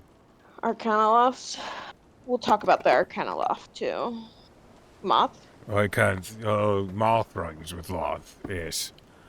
Yeah. This is good rum.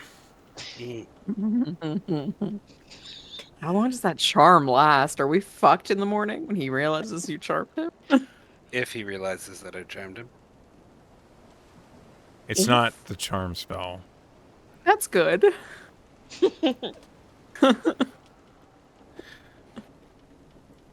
Great. Okay, so you. What was the purpose of this? We I were don't just trying remember. to smooth. I was Shit. just trying to help out Ken. I'm happy to be here. I'm asking What was Ken. the purpose of this? Ken, did you have a goal in mind, or are you just trying to smooth? It was just smoothing things over, and then that's it. And then he'll like once everybody seems happy, he's drunk and he's about to pass out. He'll go find a place to Oh, pass he's out drunk. And I'll just walk with Ken when it was really good, that song. I don't know. It was a really solid song. I mean, I came up with it on the fly. I've done better work. I'll sing you my song later that I've been working on. Oh. All right. You hear a kobold from behind be like, "Green slaves." No, not green sleeves. Not green sleeves. It's changed. You sang the that world. one a lot. It's grief. Is that fucking grief? Yeah. Oh, yeah. Green Sleeves. But although Green Sleeves is a good song, I forgot some of the lyrics. Oh, you did a song about green sleeves? Yeah, Green Sleeves. Yeah, I'd like to check that one out at some point too later. But also Change the World. Change the World was a good one. Not Well, tonight, oh. because it's like a real open forum. Let's wait till we find a better spot. Yeah. Huh? Keep your And then feet I need to work on Adelon's song, but You I was really gonna tell you about don't. that. Small ship, just right upstairs. Don't let So them Side I thought we really were just going to wants bed. to hunker down and go to bed. Yeah. Absolutely, everybody, you can absolutely go Okay. to rest. Resting time. Ken will put his bedroll down next to Aaron's though. Good And he'll luck. start telling him the story of Adelon banishing the Demon King. By himself. Yeah. Aaron looks really, really interested. I feel like I should roll. On how convincingly you are and being interested. Sure. It's more of a deception check, you know. Go ahead and roll. I'm interested, but it doesn't feel. Let's see here. Let's see. Be good. There we go. That's pretty good. Pretty What's your passive insight there, Ken? Passive insight is 13. So, You have an apt listener. nice, good. But I do interrupt at some point, and I'm like, I look tall to you, right? Though. I mean, you're basically as tall as me. Yeah, Sweet. I'm 6 foot. Cool. Well, I'm getting tired, so we'll finish this conversation. I'm super interested to hear more about this, but we should really get some rest. Okay, so Um, I need to know if you guys are just going to trust the crew or if you're going to take watches. Sylvie's gonna take watch. I don't need to sleep right now at all, so I wasn't actually gonna sleep. I was gonna go up on top deck. I just wanted you to stop talking. Really interested though. Really interested. Ken's not going to take watch, but he doesn't. He only has the meditation. Okay, so you take He half a doesn't watch get anyway. Yeah. Okay. Well, I'm going to move you all to cab watch order anyway. But Ken's not taking a watch, so it's apt that he's not in one. Scythe, yeah, you have 1 hit point. Okay. Maybe Scythe take it at the end so you can have all your hit points. Yeah. Sylvie at least has I can do that. half her hit points. She'll go second watch. I can take first watch. Yeah, You're all spry. very spry, limber too. All right. I bet. And Spring will take third watch because she's an NPC right now. Aaron, roll me a perception check and a D100. Perception check and a D100. Okay, Yes, sir. perception check is not great. And a D100. There you go.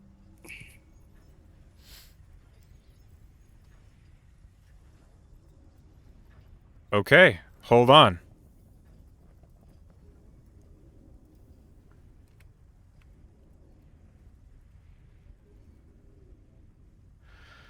All right. Okay. 70.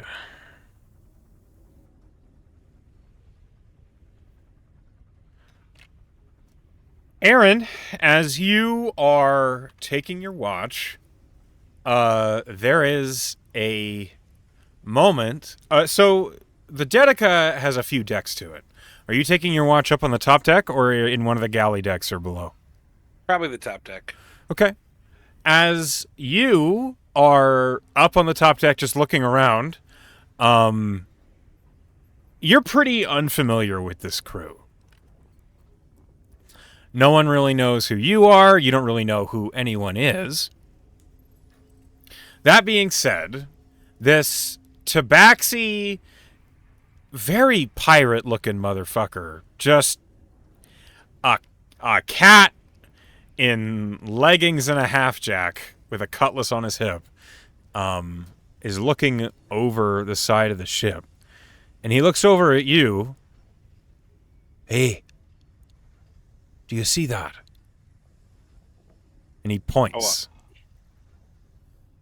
As you look out in the direction, and you walk up over to him, you see off the port bow, so front left of the ship, you see what must be a few miles away, standing in the ocean, based on this distance and how well you can see it, is a Titan. A huge earthen humanoid shape that is just slowly walking.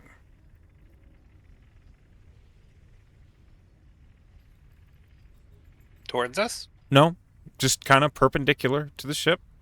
Not directly towards you, maybe behind the ship in a direction. Okay. The Tabaxi crewman looks at you. What do you think that is? Looks like a Titan. Oh, Yeah. what do you think he's doing? He appears to be walking. But I don't know. Doesn't make a lot of sense, but I was just in a place where everything has ever been, was, and will be all at the same time, so I'm a little desensitized to this. Was that impact or haze or maybe some shuckle? Temporal plane. Not heard of that drug. Yeah, I wouldn't try it. It wasn't a good time. Oh. Name's Shuffle, by the way. It's a weird name, but I'm Aaron. It's a weird name, but you're not a Tabaxi. That's true. Nice to meet you, Shuffle. Should we do anything about this? Is this something that's common? Like what? I what's have the never protocol seen here? it before. I was Should hoping. we tell someone? Yes, probably. We should do that then. Who should we tell? You should go tell someone.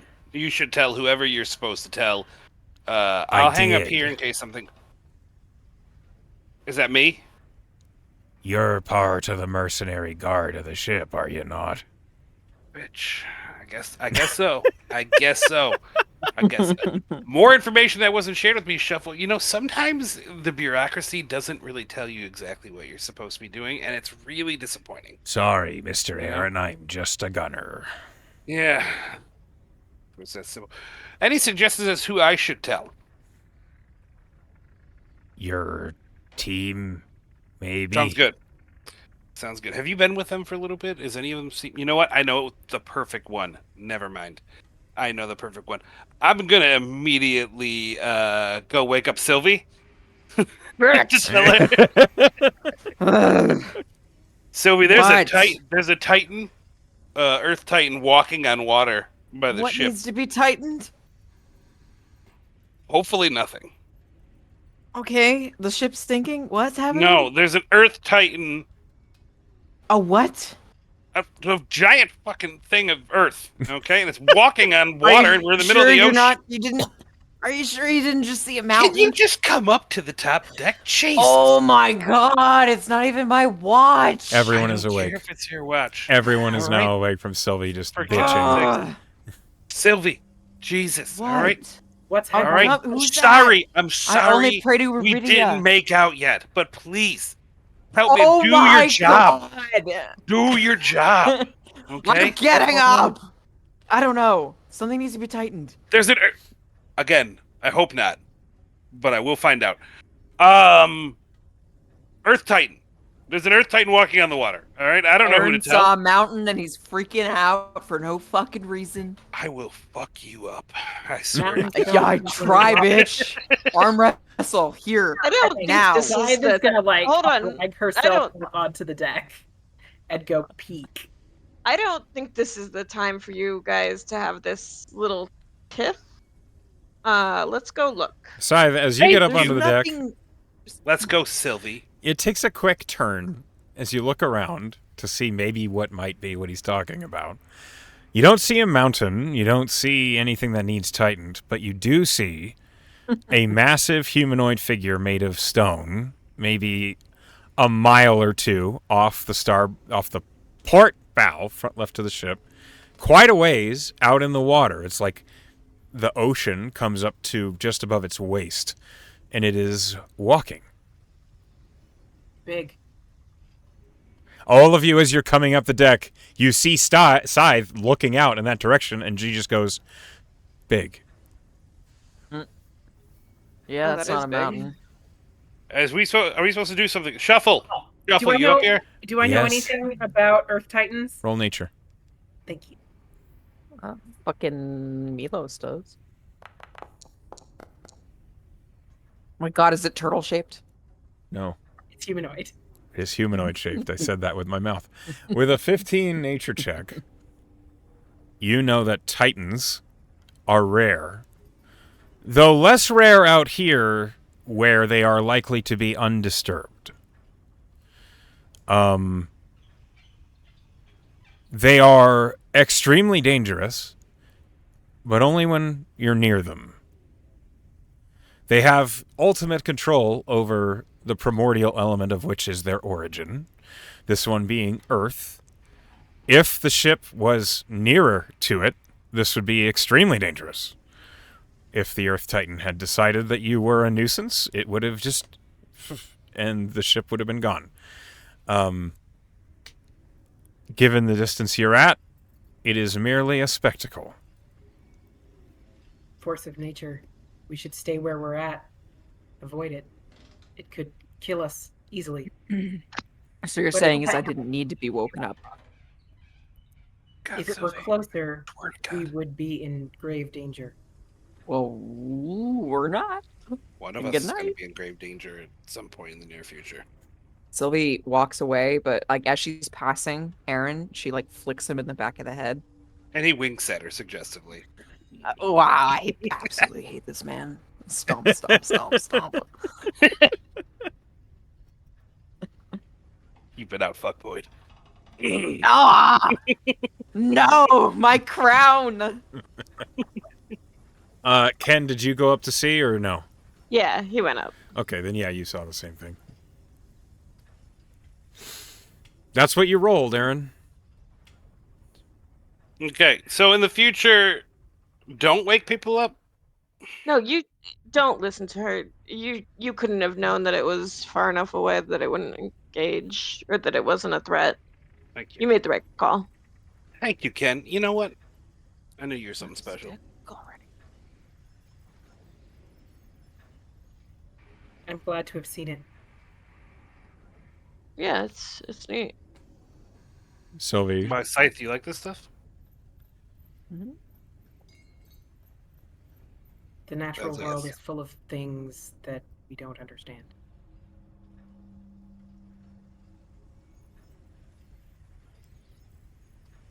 I'm going back. How interesting. Good. Get some rest. Sylvie, as you like stomp down the stairs, you hear from one of the side rooms Dura Adelon's voice. A good leader always listens to their followers. In all regards, whether they respect it or not. Are you reading like a book out loud? I'm telling you how to be a leader, Sylvie. Go to bed. You just hear from the top deck. Woken up for nonsense and lectures. Do you Just think this her- was her nonsense? bunk. Your lecture? Either. Ah! She goes to her bunk. Good night, Sylvie. She doesn't say anything. You hear Adelon just chuckle from his little bunk. Okay, so that was what you rolled for that watch. The rest of your watch passes without incident, though your perception was so poor, Aaron, I don't know if you would have seen it regardless. Shuffle had to point it out to you. That's your watch. Next is Sylvie. I get woken up again and she just says, "This better be good." It's your turn on watch. Oh, that is good. Bye. Okay. I'm gonna take your bunk. It smells like you. What a weird fucking thing to say! I hope you enjoy salt water and farts. And she goes upstairs. Could you stop waking all of us up every time you have something to say? It's Aaron's fault! And there's the rest of the ship. And Aaron says nothing back and just like shakes his So head. I look crazy because of you! Gaslighting. You hear like half the crew, "Shut up!" She goes up top. Okay. Sylvie, roll me a perception check and a D100, please. She's like skipping rocks out over the ocean, but there's no rocks. It's a ship, so she's throwing like objects. Perception at 100. Yeah. Okay. Natural 20 or 24. So I'm throwing stuff that I'm looking out. She throws like cups and like loose pieces of A wood. 9. Okay. Oh, that's low.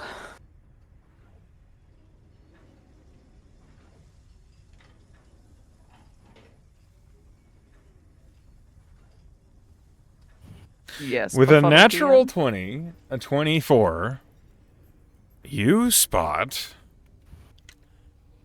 in the dark of the night on the ocean surface floating by. You're out here in the middle of Kylus Bay, which is a massive body of water. It's just a section of the Crystal Ocean.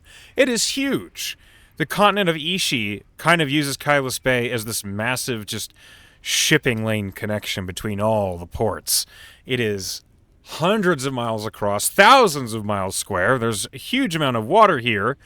But out here, with your really good perception roll, you spot floating in the water a shiny black wooden box that the moonlight gleams off of. It seems pretty big. And as you look out to it and peer, you realize it is not just a box. It is a coffin. She pinpoints it. She looks. Is there any like crew up top with her? Like There's Shuffle the was? night crew. There's Gunner Shuffle is up there still. You do also see a few deck hands that are just cleaning the deck. Hey, Shuffle. Yes. There's a fucking coffin, and I want it. Why? I don't know. There's stuff inside it. There's a dead person in it, I think. Yeah, but the dead person could have stuff. I just need you to pull me back up. Aren't you a paladin? Is it not part of your order to respect the dead? No, that's like cleric stuff. Oh, okay. So, And like, just a rope. I just want you to make sure I can come back up with the stuff. Okay. Shuffle begins spooling off rope from the many anchors on the side of the ship and gives you like 200 feet of rope. Well, I mean, I don't need this yet. Like, I'm gonna come back. I just need to throw it overboard when I come back. It's tied. Just carry it. She'll swan dive into the ocean. Okay, roll me athletics. You're swimming out to this coffin and you're not telling anybody that you found it. Okay. She told Shuffle. Yep. You swim out. So she dives in, right? She comes up to the surface, and then she's going to use water walk, and she's just gonna pull herself out. Okay. You walk But on I the wasn't surface gonna- of the water. I wasn't gonna cast water walk and then hit the top of the water like concrete. So that's why That would she have been dove in foolish. first. Yeah. It would have been okay. funny though. So she just kind of like pulls herself out and then just stands on top of it and just walks over to where the coffin is. Okay. Yeah. The coffin is floating, bobbing in the surface of the water. Looks like it was carried here by drifting currents. The coffin itself seems undamaged, which makes you immediately think it's likely either extremely well made and protected, or it's magical. Ooh, is there a symbol on the outside? There's many things on the outside. You see that in brass placket writing, there is a name. It reads Marcus Cassius. Do I have like an ethnic origin in Amaranth for that name? It seems Tridonian to you. Oh, I'm a Triton. Perfect. Not Not Tritonian. No. Tridonian. Tridonian, yes. Oh, okay. Is that nearby? No. Oh shit, he drifted. Yeah, that's thousands of miles away. Other than the name, is there like a religious symbol or a house family or something like that? No. Not really. Is there a lock on it? That would be odd. I don't know. There is Weird that no- a coffin's out here. That is weird, yes. There's no lock on this coffin. There gonna are open it. hinges. Okay. As you open the coffin, you see there is a black-haired, pale-skinned, humanoid person laying in the coffin. Vampire. It's a vampire. That could be the case. Do they look dead? Yes. They Like, don't. do they look decomposing? Person in the coffin look dead. They do not look decomposed. Oh, see? Shit, do I have paladin stuff for this? You are a Divine paladin. sense. Yeah. I cast it. Okay. There is an undead right in front of you. Oh. Does Sylvie know anything about vampires? This is the most I'm just roundabout experience. Roll a religion check. Just to clarify, because I dissociated, did you bring it back to the ship, or is the ship just continually she's- going? The ship is anchored. She's attached to, yeah, the ship is anchored, Oh, yeah, and sorry. she's attached to a rope anyways, but 17. So she's like grabbed a hold of this coffin, so it's not drifting away from her You know anymore. some things about vampires. You know that they are not the stereotype of vampires that you've imagined from other worlds. I mean, I know Penn the player knows a lot about vampires in Amaranth. But what does Sylvie know? That there are generally two schools of thought about vampires, and that one of them is to coexist with people, and the other is that people are cattle. Does she know which is which? I mean, you're from Arbara? Yeah. You know the Venatori are the bad ones. Do they have like a symbol or region they tend to gravitate towards, or they like spread out? That's 'Cause- not. You can't really determine where they're Mhm. from. But and no symbol. Like there's no Venatori clearly. No, They that have, would be like, too a simple. unifying. That's true. Oh, I don't want to do it so bad. Yeah. Okay. So what was the name on the outside? Marcus Cassius. He's gonna like lean forward and be like, Marcus. The vampire. One Marcus. of his eyes just pops open. Oh my god. I didn't think that would work. Yes. Hey. What are you doing out here? Sleeping? Oh, so you want to be in the ocean? No. And he like sits up. The rest of the coffin just boom, like opens, and he looks around. This is not good. Are you Hey, how long have you been asleep?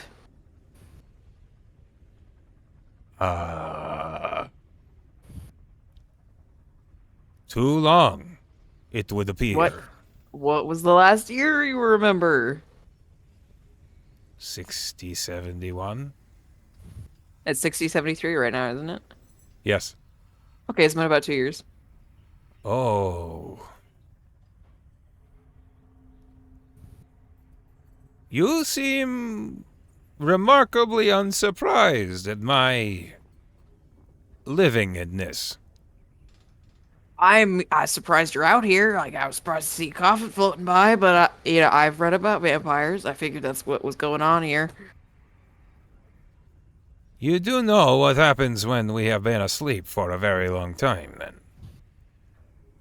And I find myself having difficulty controlling my urges, and my politeness may not last much longer. Oh, I'm a paladin, so I'm not completely like helpless. I figured, we could just talk. Oh, that was a threat. Well, I'm just saying, like, I'm not, if you went for it, like, I could defend myself. I don't want to fight you. Okay. I think perhaps I might instead choose to purr, so if you could just close the lid again. You just want to drift off again? I will eventually get where I was going, and I don't Where feel are you like going? I do not feel like revealing that to a paladin. I'm not a paladin who cares about vampirism. This has been very peculiar. Have you ever heard of Iridia? No. Already taking a pamphlet out. Here you go. Is this a fancy wine? What? A pamphlet? A paper? What am I reading? It's about Iridia. Oh. Oh, you're proselytizing at. Well, I'm just letting me, you know that the I don't care. We prefer the word kindred, by the way. Okay, sure. Kindred. Do you need a lift?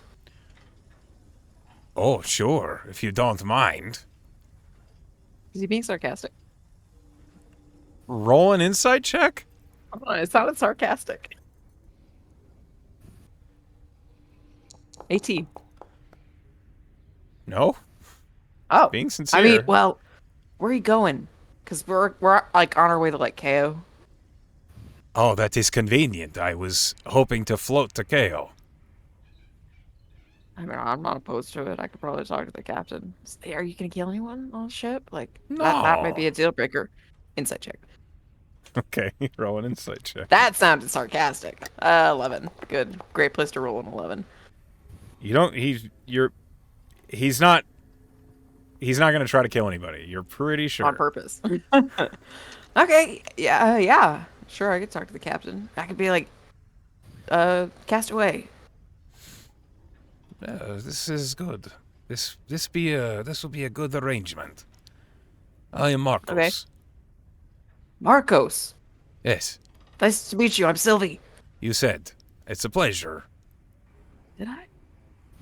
Yes. Oh. Okay. All right, come on. Okay, you mind? I'll just hold your hand and you drag me. You can get on my back if you want. That seems a little undignified. Yeah. Princess Carrie? Really, I can just sit in the coffin and you can walk and I will float along. Okay. She'll drag the coffin to the boat. Okay, Sylvie, you have found a vampire named Marcos in Kylus Bay, Hooray! and you are going back to the boat to wake up Captain Juno and ask if you can keep him. Well, if you put it like that, it sounds ridiculous. I'm glad. I'm not gonna say he's a vampire. Hey, I found this guy floating by. Can we keep him? All right. Does anybody else wake up with this? I wasn't being loud For once. once. Okay, Sylvie, you get back to the ship. You help Marcos. He climbs aboard, basically, because he doesn't want to be sitting in a coffin just floating off the boat. You go to the captain's quarters. Captain Judo. I need you to roll me a d12. Oh, boy. 3. Roll me a perception. Perception. 23. Okay. All right. You go to Captain Juno's quarters. And what, do you knock? Or you barge in? I would knock. Just the captain. Respectful. Knock, knock. There's a moment's pause, then you finally hear, "What?" I found a castaway overboard and I brought him on. Is that okay? Yeah. Really? The door, opens, and you see Captain Juno's eye. She's, barely awake, and she says, "Was it Doll? The one you were looking for?" No. Just a You guy found- needs a ride to KO. Out here, in the middle of the ocean. Yeah. Was there a shipwreck nearby? I don't know. I didn't ask. You didn't... It seems nice. Okay. Where is he? Is he with me? No.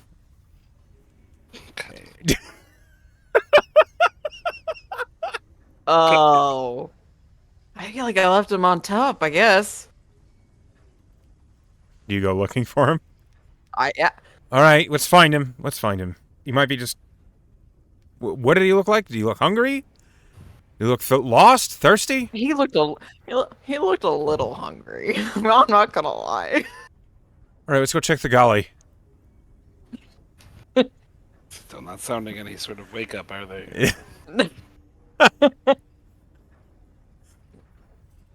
Does Sylvie get the sense that Marcus is probably gonna hide for the rest of the voyage? Why? Why would you think that? I That's don't- 'cause crazy. he's gone. Are you being sarcastic? Roll an investigation. Is DM being sarcastic? Roll me an investigation check for Marcos. Terrible roll. 11. Did any of the other crew members see Marcos come aboard? Yeah. Okay, I was just wondering. 11. 11. Okay. You go searching. You go to the galley. And as you're leaving the galley to go, lower decks, Marcos is coming up one of the steps. Oh, okay, he's not hiding. Oh, Hey. there you are. Yeah, I talked to the captain. She wanted to meet you. The captain looks at Marcos. Roll me a insight Does he look check. better? Yeah. Does he look more Does he look flushed? better? Yeah, he does. Oh no. And Aaron was never seen again. Yeah, you said insight? Yeah. Natural 20. For A 27. natural 20 for 27. Okay. Marcos looks much better. He looks completely in control of himself. He looks perfectly healthy. He didn't bite me, at least. Uh, Does Sylvie know what that entails for a vampire? You didn't roll very good on religion, but you imagine he... I rolled a 17 on religion. What are you talking about? didn't I? Yeah. I rolled Yeah, a you 17. did. Isn't that good enough? No. Oh. For a specific detail like this, you imagine either he might have like gotten control of himself or he found something to eat. Okay. Well, while Juno is looking and about to interact with him, Sylvie's like a step behind, and she kind of makes it look like, did you kill anyone? Why would I do that? You have invited me aboard your vessel. She'll just give him 2 thumbs up. Great. Okay. And he just smiles, and Captain Juno looks him over, and she says, "You look remarkably well dressed for someone lost at sea." I was in a protected container for most of it. It has been, not uncomfortable. I slept most of it. Weird. All right. How far are you going? She mentioned you were heading to KO, and that is perfectly fine for me. I just, I can work We're for going a to Dakota bunk. City, aren't we? Are you? I think so. The Dakota City is not a coastal city. Oh. Are we going to Dakota City, though? No, you're going to LeBrookport. That's what I meant. We're going to LeBrookport. This I is knew that. perfect. It's just been 2 months. Great. Can he stay? Captain Juno looks at you. I'm proud that I helped him. I guess. Just, you're going to work for your board. And then Captain Juno is like, I'm going back to bed. Okay, good night. Thank you. Okay, Sylvie. You have invited Marcos Cassius, the vampire, aboard the vessel. She tries to convince him to, like, just chat with her the whole rest of her watch. Oh, he's She happy get to to. know him better. Aw. She'll, like, tell her whole life story. She just unloads it on him. He listens raptly, seeming very She talks interested. a lot about Aridia, because he seems unfamiliar. Yep, he had no idea who that was. Can I insight check? Is he interested in the same way that Aaron was interested in what Ken was saying? Or is Roll he an insight genuinely check. interested? Aaron was interested in Ken. Thank you very much. Sure. 21. He's impossible to read. He seems interested.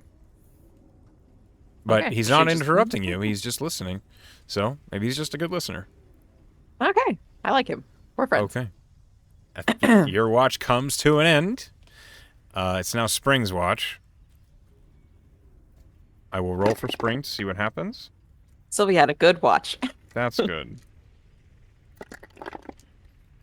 Where did the coffin go? Do we just let it go adrift after that? Marcos seemed remarkably unattached to it. All right. Okay. Scythe. You can complete a long rest as Spring wakes you up. Yay!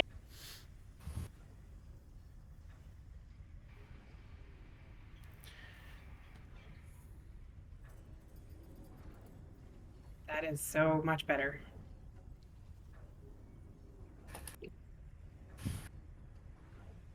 It is now early morning as Pyrrhus and Tyrrus are climbing in the sky.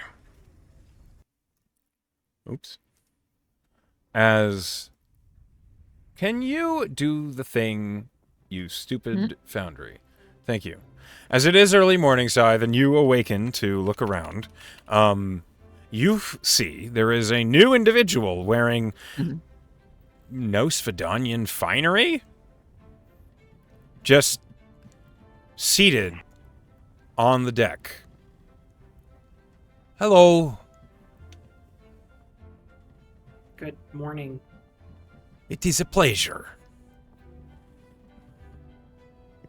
Is it? Is it not? Who are you?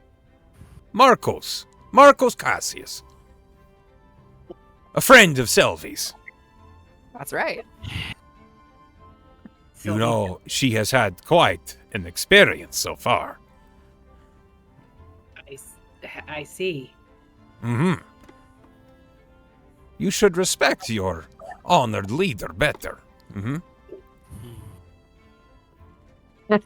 She also totally unloaded about Aaron. It was a total like bitch vent, like, and then he did this, and then he doesn't listen, and then he antagonizes me. So that's the impression that Marcos has of Aaron so far. Scythe just sort of looks at him and thinks about it for a second, and then she just nods.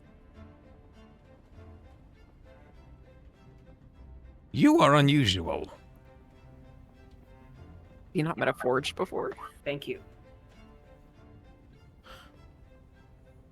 I do not think I have seen your like. Ah, yes.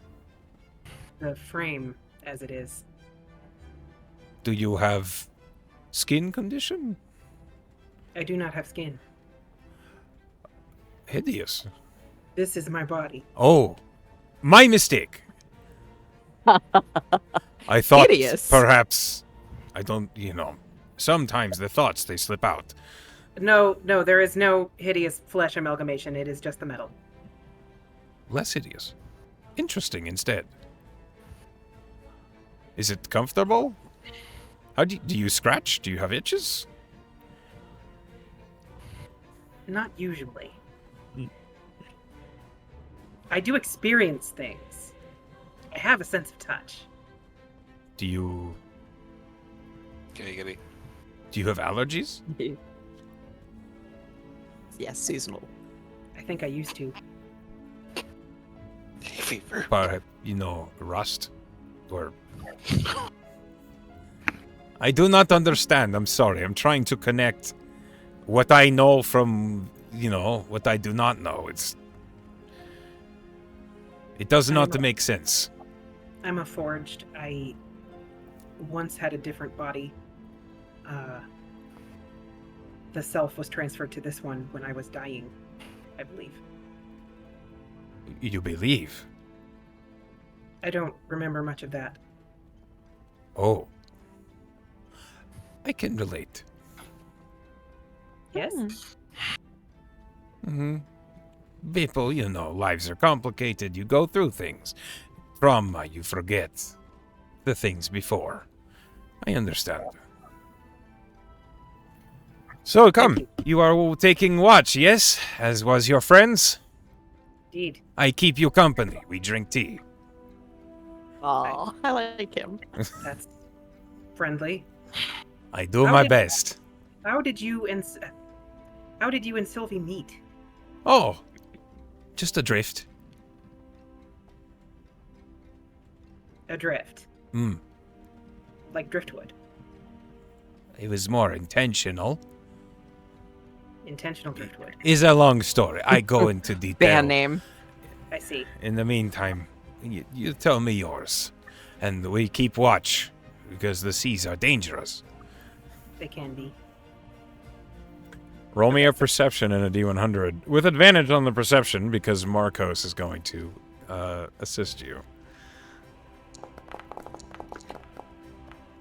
Rolled shit, God damn it. Okay. but I'll still roll the D100. You should. Oh my god. Okay. So I rolled shit, but I also rolled really big on the D100.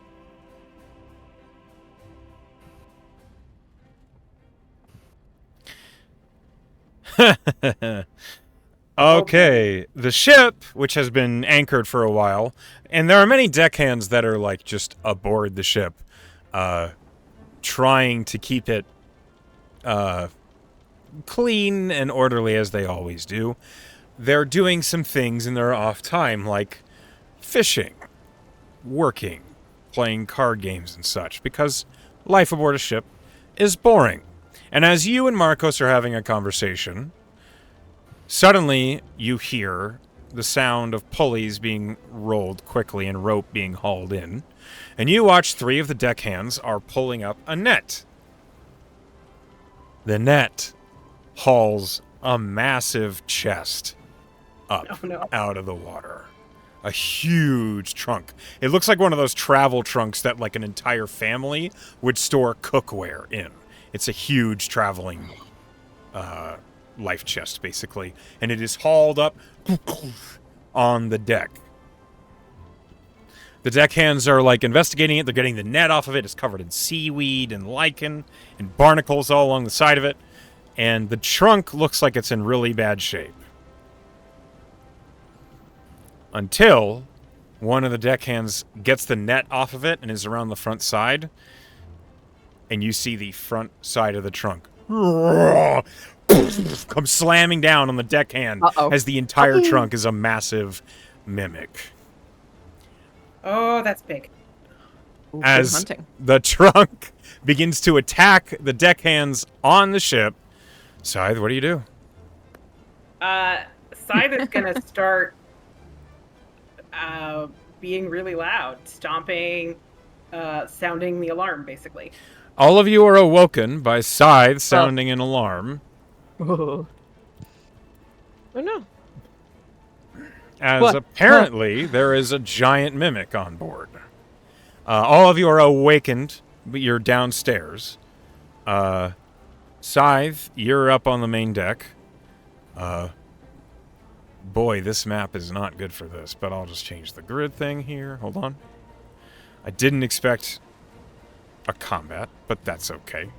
Nobody expects the Mimic Inquisition. Mimic Inquisition. Yeah. Giant mimic. We're going to put him over here. Nope, this grid is not the right size. Let's go 10 feet. And then, let's see. Scythe, you're on deck. Hold on. Everybody else, you're below deck. We're going to go ahead, and I'm going to ask you all for initiative in a moment, but not just yet. All of you can hit the long rest button at this moment, though. Hooray.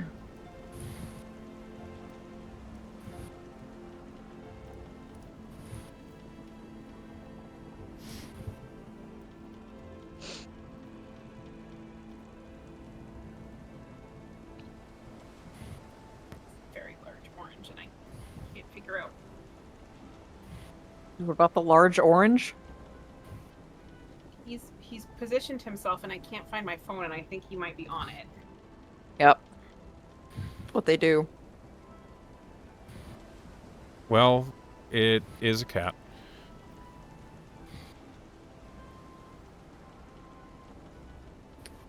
There's one blocking my feet space right now.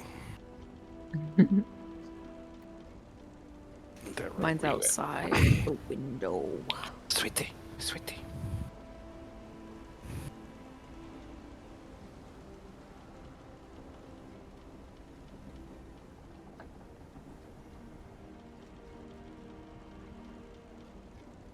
Okay, that's Marcos. He's up with you. There he is. The lad. All right.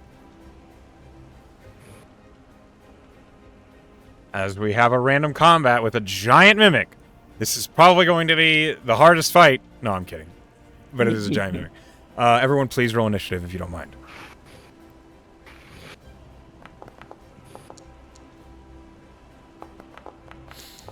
Terrible roll. Pretty sure you get advantage, Ken.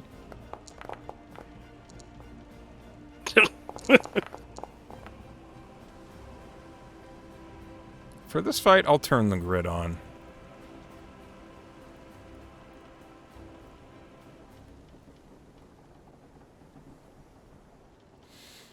So your distances are pretty accurate for how long it's going to take you to get out from the lower deck of the ship.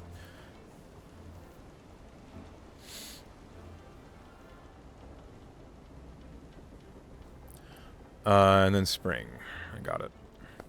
Okay, Spring goes first. Interesting. Mm-hmm. I love when it works out like this. He said sarcastically. Yep. Look at that kitty cat. Hi, kitty cat. Ooh, it's a void. A little shadow with eyeballs. We love At the call of a Stripey mimic, boy is outside. Spring hops up out of her bunk and darts up the stairs. Seeing the giant mimic on the side of the deck, Spring is going to confuse me with her choice in spells. Okay. Hold on. not my character. Who does? She Who does? raises her infused crossbow and is going to take a shot.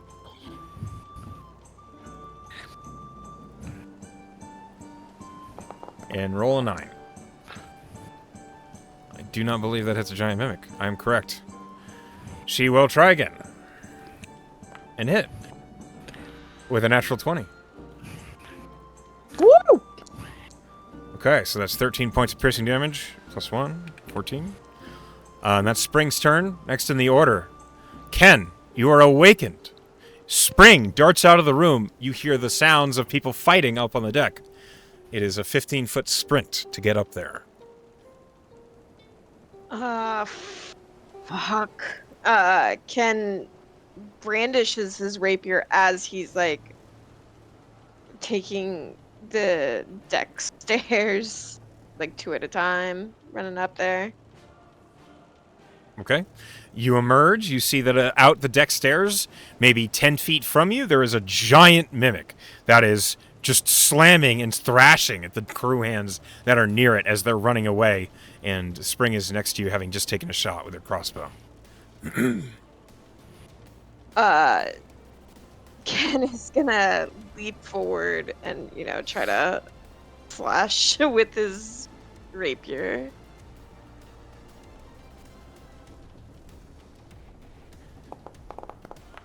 Okay, roll me a strength saving throw as you slash with your rapier, because you do hit. Strength saving throw. Hold on. With a 15, you thrust the rapier into the body of the mimic, and though it is extremely sticky, it is not yanked out of your hands. Oh, I didn't realize. I don't think Ken's ever fought a mimic. Just maybe because I haven't. I didn't realize that was a possibility. Yeah, they are sticky little bitches. Roll damage. You do some damage to it. Okay. Where's the damage thing? I know. Should be underneath the rapier window in the It's chat not bubble. there for some You reason. could just roll it again, and then instead of counting it, just hit damage. You must roll the attack before rolling the damage. Okay, roll the attack Jeez. again, but you already hit, so it's fine. Roll damage.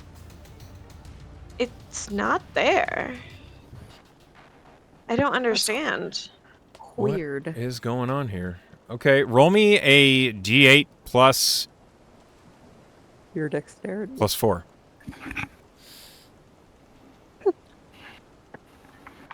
I'll have to show you guys, but it's really just not there. I believe you. You deal 6 points of damage to the mimic. It reacts angrily as you stab it. I'm also going to move you into melee with it. Marcos's turn. Marcos looks at this mimic. Idios. Okay. And he's going to raise his hand, and a firebolt flies out. Magic Man.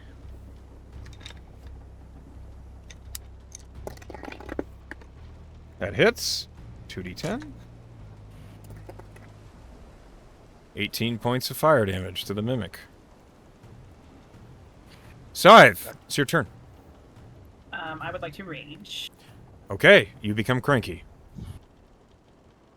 And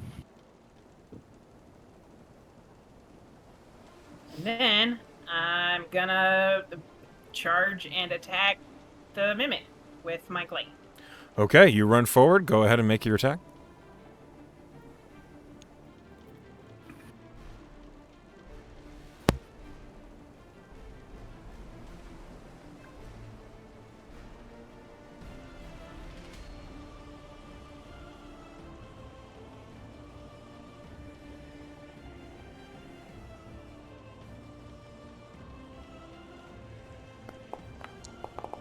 .25 certainly hits. Go ahead and roll damage.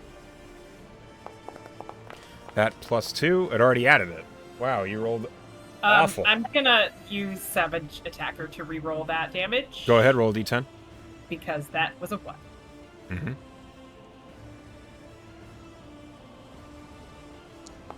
Okay, that becomes 12 damage. Yeah, Much better. All right. You have another attack. Yeah. The glaive bites into the trunk. The wood on the exterior of this mimic, like, strangely caves in, like almost like a thick jelly that collapses around the edge of the glaive. And as you pull it back out, the magic of the glaive prevents it from getting stuck. You whip the glaive back up your shoulder and swing again. Go ahead and roll damage.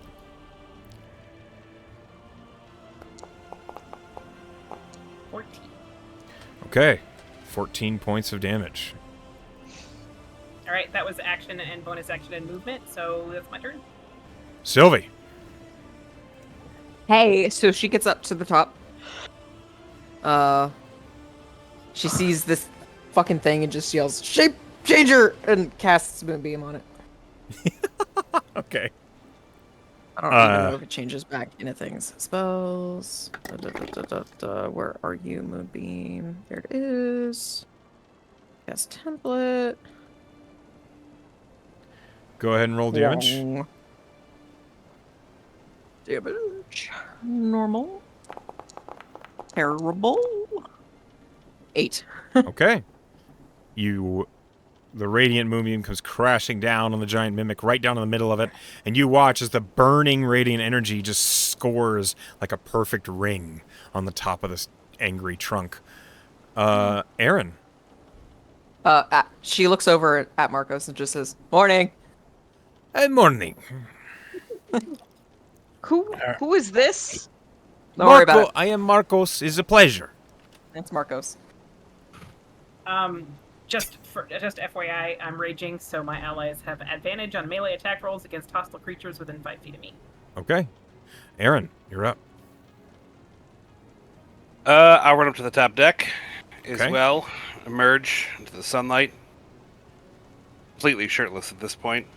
Of course. To be expected.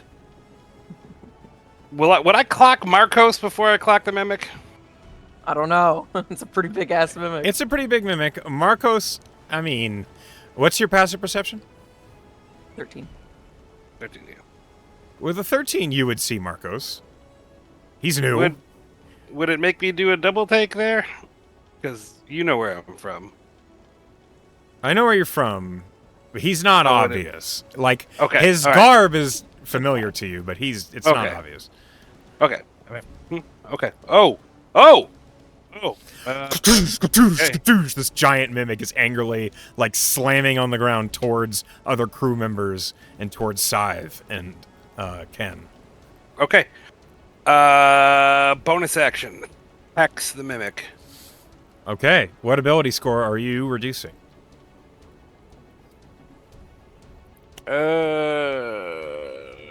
Ability score that I'm gonna do. Who do we got hitting it? Moonbeam is no. It's not about saving Dex throws. on. It's just checks. Oh, That's okay. what I was thinking. Oh, then I don't care. But fuck dexterity. I don't know. Sure, okay. It has All right. disadvantage on its dexterity checks. Oh yay! Okay. It cannot and- look cool anymore with acrobatics. Goddamn right. All right, and then main action. So I started blasting. All right, Okay. Eldritch Blast. Eldritch Blast. Got 2 beams. First one Hits. is a 15, and now because it won't let me click it again, I'm just gonna have to hit. Damn it. I'll just roll it manually. D10 plus 5 plus a D6. Oh, no. Now it's working. Just Okay. Let me do it. Attack the second time. 11. An 11 does not hit. Okay. Its So AC the first is one. 12. For damage on the first one. Okay, roll a D6 for your hex. Okay. What does your Eldritch Blast look like, Aaron? It's gonna look very similar to kind of the colors on my dice. Kind of, again, like a weaving of a black and a red, except the black, we'll say, is more obsidian, maybe, I think is the right color for it. Obsidian-esque, onyx-esque, kind of like a glittery black. that seems to just kind of come from within his body and just out. Kind of like how it mage armored in, Sure. shoots out in that particular way. Okay. Kind of like, we'll say, not a swirling beam, it's more like a ball, but with like a tail, I guess we would say. Like a That comet. is just in a more... Yeah, kind of comet-esque, but with a very, like, black and red swirl. You all notice when Aaron cast this, his features in his face, for just a moment, look uncannily perfect. Like, almost weirdly, uncomfortably beautiful. Just for a moment. I would definitely describe Aaron as uncomfortable. Yes, that tracks. Uncomfortably beautiful. Right. Sorry, I missed that part. Turn my flavor against me again, Sylvie, and you will regret it. Anything else in your turn, Aaron? No, that's it. Okay. It's now the giant mimic's turn. It angrily reacts to all of these attacks. It reaches out with pseudopods and in all directions. It's going to make an attack on everyone who attacked it. Sylvie. A pseudopod comes flying towards you. That is a 22 to hit. I assume by your silence that you are mourning your health that you're about to lose? Who? You, Sylvie. Oh. Does a I'm 22 not hit near you? It. It doesn't Yeah. matter. If you're within 30 feet of it, you're getting punched with a pseudopod. Punch you with a pseudopod. You would. That is 11 bludgeoning and 3 acid damage. Ow! The fuck? Oh, I have to... Hold on, I'm making a... Your concentration. Concentration check. I failed. Moonbeam Hooray. goes away. What? Way to go, Sylvie.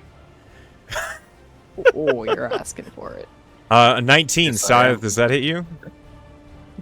Yes. Okay.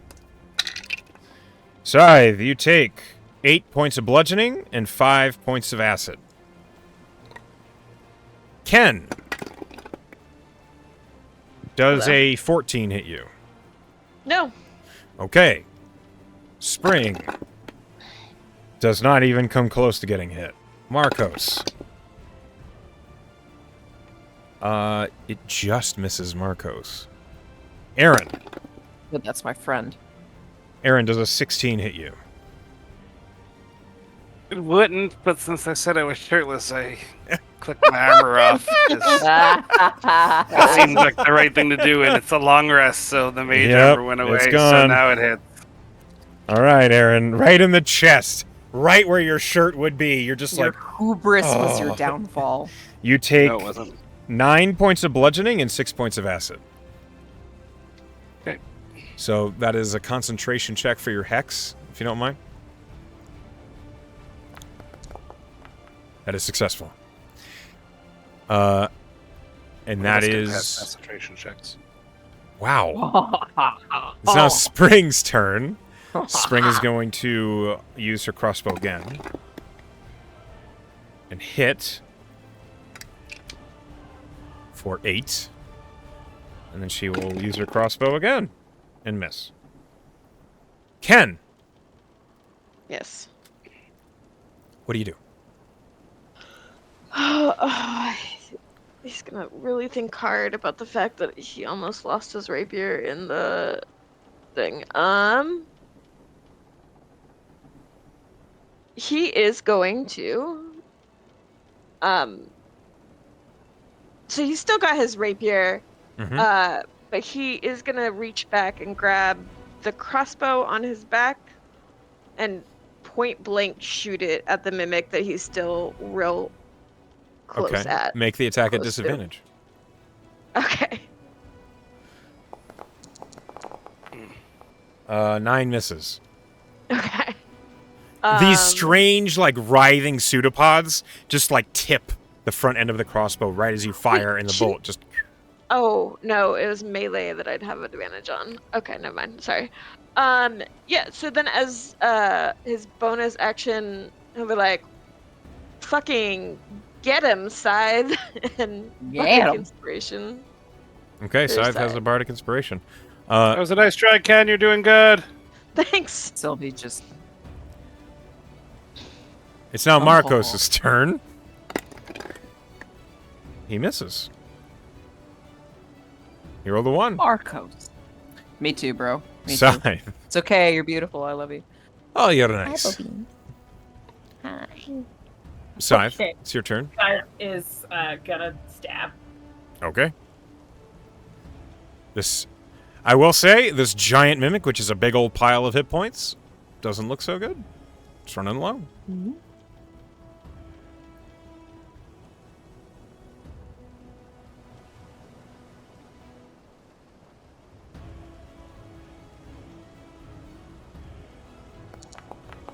That is a miss. You could Okay. add. You could add. You have a bardic. You can add that to it. inspiration. Yeah. Can I One- do a 1d8. reckless, or do I have to declare that before I do You it? can reckless now. Yeah, You after can. seeing the roll. Yeah. Reckless. Oh, Reckless. sorry. Reckless attack. Go ahead and roll it again. That certainly hits. There we go. I saw a Hyman here. What are you doing? What are you doing? Let's come I rolled distract her. shit. But I have another attack, so stab again. Go ahead. That hits. You still have advantage. You might crit. That was an advantage. Never Yeah, mind. it rolled an advantage. Go ahead and roll damage again. Okay. The pseudopods on the creature, a lot of them have been cut off at this point. There's these strange swaths of purple flesh leaking acid out on the deck. And this mimic just like trying to lash out at you. It doesn't like that. Yeah. Mood. Yeah, I don't have a bonus action I want to use, so that's my turn. Sylvie. Well, that was embarrassing. She's just gonna get up in its grill, Mm-hmm. and she's gonna stab it. I get advantage because I'm within 5 feet of Scythe, right? Yep. Yoo-hoo! This can't possibly fail. 25 to hit. It hits. Go ahead and roll damage. And I smite thee. Okay. 2d8. It's not a fiend or undead, so only Hmm. 5. Okay, it's still up. Who comes after Sylvie in the order? Oh, I get 2 attacks. She has another I get 2 attacks. Ha. I have a chance. Go ahead and attack Save some of again. my dignity. At Please. advantage. Oh, low. I did, but the other one was really good. You do hit. 8 points of So- slashing damage. It's still alive. Fight! Okay. Can't let him have this. You'd have to roll pretty damn good on the smite. Second level smite. Go ahead. Go ahead. I'm at a second level spell slots. Why are you like this? No, this is my last second level spell slot. Does it go up by D every spell? Every spell it goes to 3d8 if it's 3d8 if it's second level. This is so worth it to stick it to this guy. 11? It hurts it, but it is still up. Ah! It is barely up. Waste. Oh. Aaron. Oh, I gave him the kill. He does have to hit. Miss. Wow, you guys are so fucked. Aaron, what are you doing? A part of me just wants to fireball the fucking thing, but I'm not doing it. Burn I'm the shit. I'm blasted. I'm blasted. You know, Blast Just it. blasted. Okay, Eldritch Blast. Go for it. Roll the attack. 16 on the hits. first. Roll the second. Question, Echo. Would my 24. halberd have been stuck to It's a magical weapon, so no. Okay. All right, so both hit. Oh, 16 mine's a magical weapon too. The rapier is not. It's a It rapier is. warning. It's a rapier. No, I'm warning. sorry. It needs to be a +1 or better. Oh, okay. So do I get a D6 on each one of the beams, or You just? do. So 8 on the first beam, with that plus 5, 13 on the first beam. How do you want to do this, then- Aaron? Yes. Boo, Yes. Boo hiss. So I see Sylvie go in, and I literally, in the most patronizing tone I can possibly be like, "Good job, Sylvie." Very different than Ken's tone. All right, Ken's tone, genuine. I'm Thumbs starting to up, feel like it okay. wasn't though. You know, it was genuine thumbs up for Ken. All right, and then hopefully that catches Sylvie's attention as I focus up and I wink at her again, and then fire the Eldritch Blast and kill the creature directly in front of me, or directly in front of her, and be like, "It looked like you needed some help." Plus, that's absolutely disgusting. It's too early I mean, for that's this. what we do. We help each other. Exactly. Thank you. As the beams of Eldritch energy punch holes in the pseudopods and through the main fleshy mass of this mimic, you all just smell this horrible, sulfurous smell as the entire thing and just collapses in on itself. Hello. Is the deckhand or Hey. whomever got attacked first? Are they injured? Yeah, they're injured. They're I'll hurt. heal them. DM question there. Soul Siphon. That I can do that, right? Yep. I just reduce something to 0 points. Okay. You did it. As that happens, you just hear, "You're welcome." Yeah. Thank you. Mean it. Thank you. There we are. Sylvie heals the injured crew member. Okay, he was back to full with lay on hands. Okay, so take 10. It looks like he needed about 10. And you guys have defeated the giant mimic from the depths. That you had planned all along. Yep. Whew. All right. Well, that was an interesting start to the. So who's this guy again? Yeah. Who are you? This is my friend, Marcos. Hello, I am Marcos. Cassius. Would that do anything for me? Roll a history check. Friend of Sylvie's. Yeah.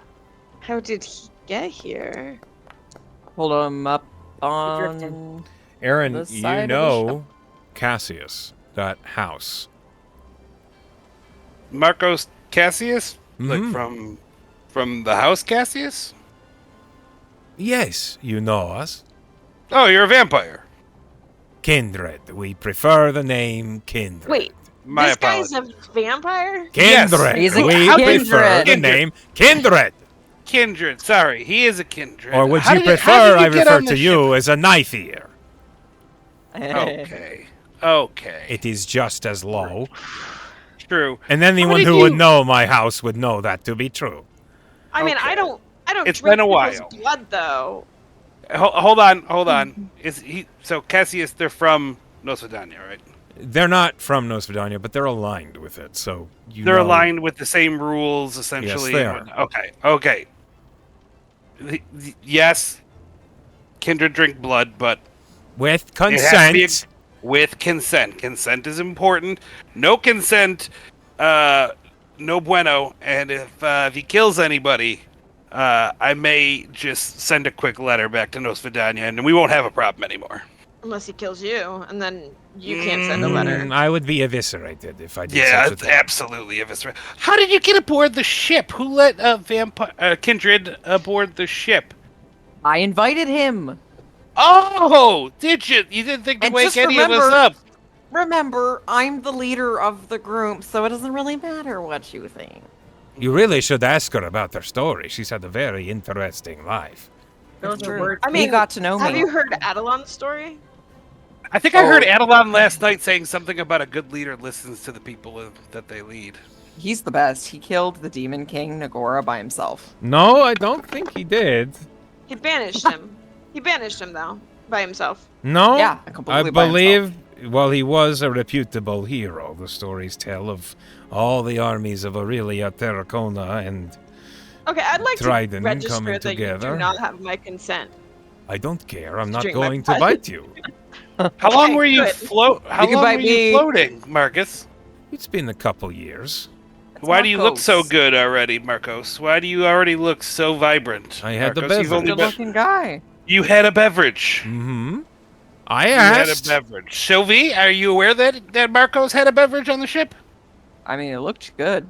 You think I assumed- Captain Juno would appreciate the people making You beverages? literally, you told us that he gets consent first. I don't understand where you're coming from. I think the captain might need to consent to his crew being used as a beverage. No offense, Marcos. Captain Juno is a woman.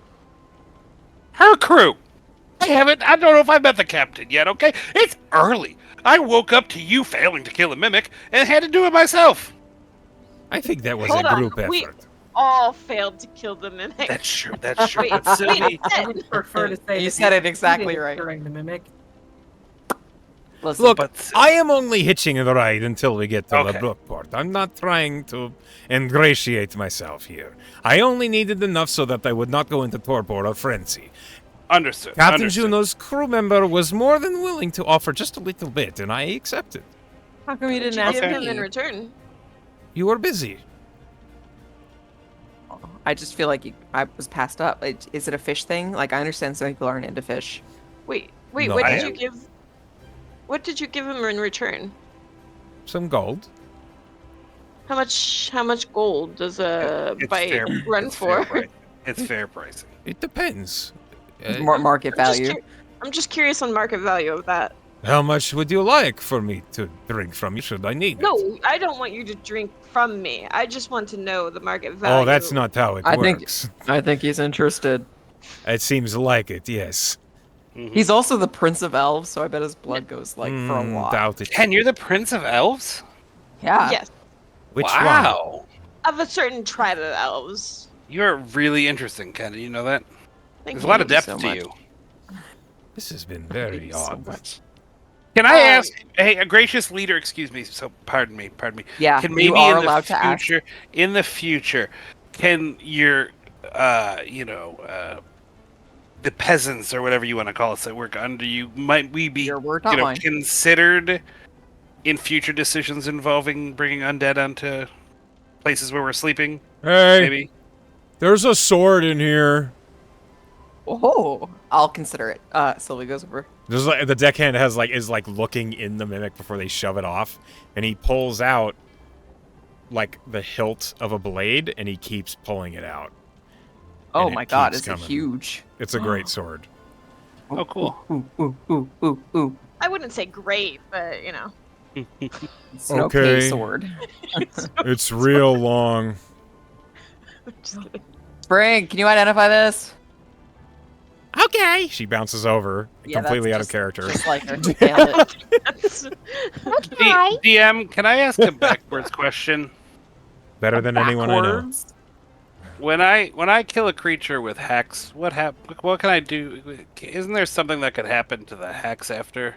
You can move it to another You can target. move it without having to recast it. It because lasts it's an within hour. The time. Yeah. Actually, if cast at higher levels, which I think all of my spells are, I think it's 8 hours. That's Right. not my problem. Read your stuff. I know. It's 8 No, hours, we- but it doesn't actually do damage to anything, right? No. Just having hex on it. Okay. Well, Sylvie's hexed. when you do, wow, that's dicks. I'm just kidding. When you hex someone, it is a curse, and one of their abilities is at disadvantage when you do that. So maybe be a little careful about that because it does feel like shit. Spring begins identifying the greatsword. It turns out to be a greatsword +1. Sick. Who wants it? Nice. Who can use it? I mean, It's, I'm I almost said really- South Scythe. that- My glaive is already enchanted. Oh, Better. It's fine. I don't need it. okay. If someone else, Let's I'm not just. really equipped for. Do we have a bag of holding in this party? Spring Anyone? nods. Can And- you put that in there, please? Maybe someone needs it. Thing just shrinks into the bag of holding. Oh shit! We need to check with Tabernac, to see if we can get Doll back. It's like 6 in the morning. That's early enough, right? He's got a long rest. Wow. I don't, How do you Right. check with Yes. Tabernac? waking the dragon. don't wake the sleeping dragon. Should we just wait for him to wake up? He does get cranky. He did seem a little cranky. He did seem a little Spring says, maybe we should wait for him to contact us. Yeah, that's a Like good he idea, said Spring. he was going to. We Yep, all yep. listened. Thank you. You're really intelligent. I feel like I've heard that tone before. I think perhaps to you. Hmm? No. Sylvie and I are best friends. Yeah. Doubt it. I'm gonna go put a shirt on. Good idea. Also doubt it. By that I mean I cast mage armor and the cloak Yep. just kind of reappears. I'm gonna go put a shirt on. All right. Yeah, it just weaves itself onto me like, that's better. Okay. Amazing. All right. So after we've had this mimic encounter, and you guys are resuming the voyage after you hear from Tabernac, you guys are waiting around for like an hour or two when Sylvie, you hear a message in your head. Tabernac has cast sending. I have just returned. Dahl is here. He has stepped out of the monk's training room. Oh shit. Wait. I'm not How? Training room. I don't know if you know this, but the monk's training room is bound to the temporal plane by wish of Iriakus. Okay. He found his way home. Oh. Oh, okay. So he's fine? He appears to be. Great. Can you send him back? Or is he... I believe some time investigating the amount of time he spent in the temporal plane would be wise. So I have recommended he stay here. Well, at least he's not lost forever. No. But his hands are transparent. So, Oh no. Oh god. Can he pick stuff up? no. Oh no! He's gonna go to the bathroom. He can't eat. You can We- eat without hands. We have golems assisting him for the moment. Oh man. This is going to require some study. In the meantime, all of you are to continue your duty. Understood. Right. Yep. Gotcha. But rest assured, Dahl is safe. I will let you know if anything changes. Thank you, Tabernac. And you feel the connection end. Sylvie relays that to the whole party. So I guess we can leave. Well, Is still a little concerned, but I don't see that we have any other choice. No, I mean, I can't teleport, can you? No. better cared for at the academy than he would be by us. True. Took I wouldn't be able to fix him. No hands. No corporeal hands. Yeah, he's gonna have a hard time stealing from people without You hands. need hands. You do need Yeah. hands. There's a lot of guess things we'll I see can him- imagine. I he guess would... we'll see him Oh, whenever no. we get back. Unless he turns... disappears. Completely. All of him transforms. One would assume that because he's now in the prime material plane, he would no longer be drifting into different timelines. So, the more time in the present spent, the Probably more of him will return to the Oh, present is it- timeline. That's genius. Does that mean his hands are in a different timeline?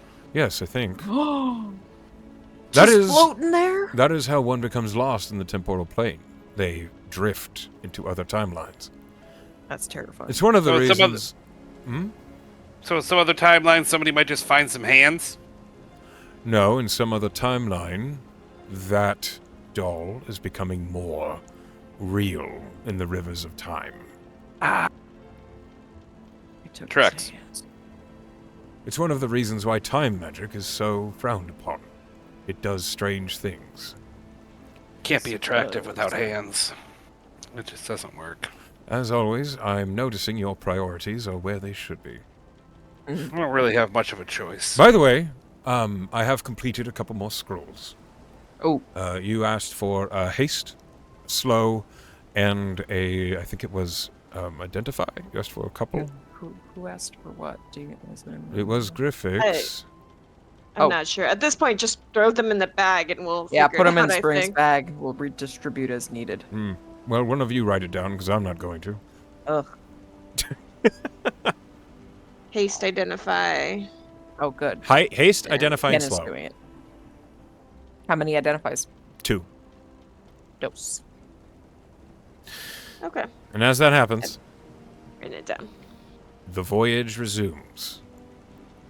Much to Silvermane's delight. Poor guy. Yeah.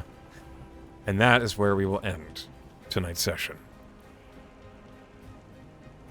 Right. And then let me go ahead and pull up. Everyone, please welcome Aaron, aka Rise, to the campaign. Welcome to the show. Very pleased to have you. And as we come to the end of the session, we get to our always necessary player-voted point of inspiration. We're going to start at the top of the order with Meg. Who did something that you liked? Oh shit.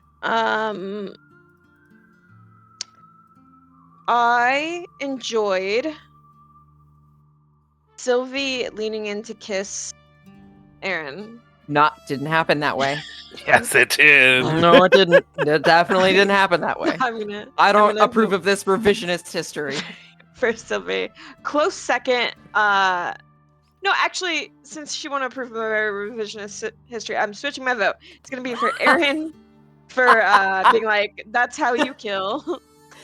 That's how you. It looked like you were struggling. Looked like you were struggling. Fantastic. And he just like he identified like you guys are too similar right away, and it was like oil and oil. You asserted your dominance. He's And just flirting. It's really no. What? I do think he's flirting, and it's annoying Sylvie, which is Sylvie has hilarious. no conception. Baffled. Ken has like matured times 10 just like dealing with this. So yeah, Aaron, sorry. Okay, amazing. All right, next. Pen. I'm gonna give it to Aaron because I primarily liked his constant like allusion to like his insecurity with his height. One, it was funny, and two, I feel like it speaks about something deeper. It's gonna be hard to get to because this guy is so deflective. This is the last person I would see opening up genuinely about things below the surface of his perfect, beautiful body, you know? So I don't know if we're ever gonna see anything deeper, but I hope we get to. And genuinely, he's a very funny guy. Sylvie has no fucking clue what to do with him. All right. Rise. Who did something that you liked? That's a tough one because I think everybody did really great stuff this time, but I have to go torn between Sylvie's interaction with the vampire. I'm going with Ken for the song. The song deserves recognition for its Ken makes efforts. very good songs. For the effort and for the genuinely wanting someone not to be mad at them, essentially, it felt like. A very relatable feeling. All right. Last but not least, Sal. Oh, me. Shit. It's a you. I am also here. I am also struggling with who to pick. But I think I will also vote for Ken and the song specifically for Silvermane and his name twice because it was very funny. I rhyme Silvermane with Silvermane. There was a lot of really funny stuff tonight. I was almost gonna vote for Aaron, but I just Meg actually sang, which I feel like whenever somebody actually sings, they need to get. It deserves acknowledgement. This is the easy hack to like rack up inspiration points. Pretty much. It's not Sing that a little easy. song. All right. Well done. We have our votes. It is a tie. Rise and Meg. You both walk away with an inspiration. Make a note of that. Well done, everybody. Hope you guys had a good time. I for sure had a great time. And to those of you who are at home or at work watching, hi, Penn. Hi, class. Hi, Emily. Hi, everybody else. We love you all. And Rise if he decides to listen. And Rise, maybe. And I wish you all a good night.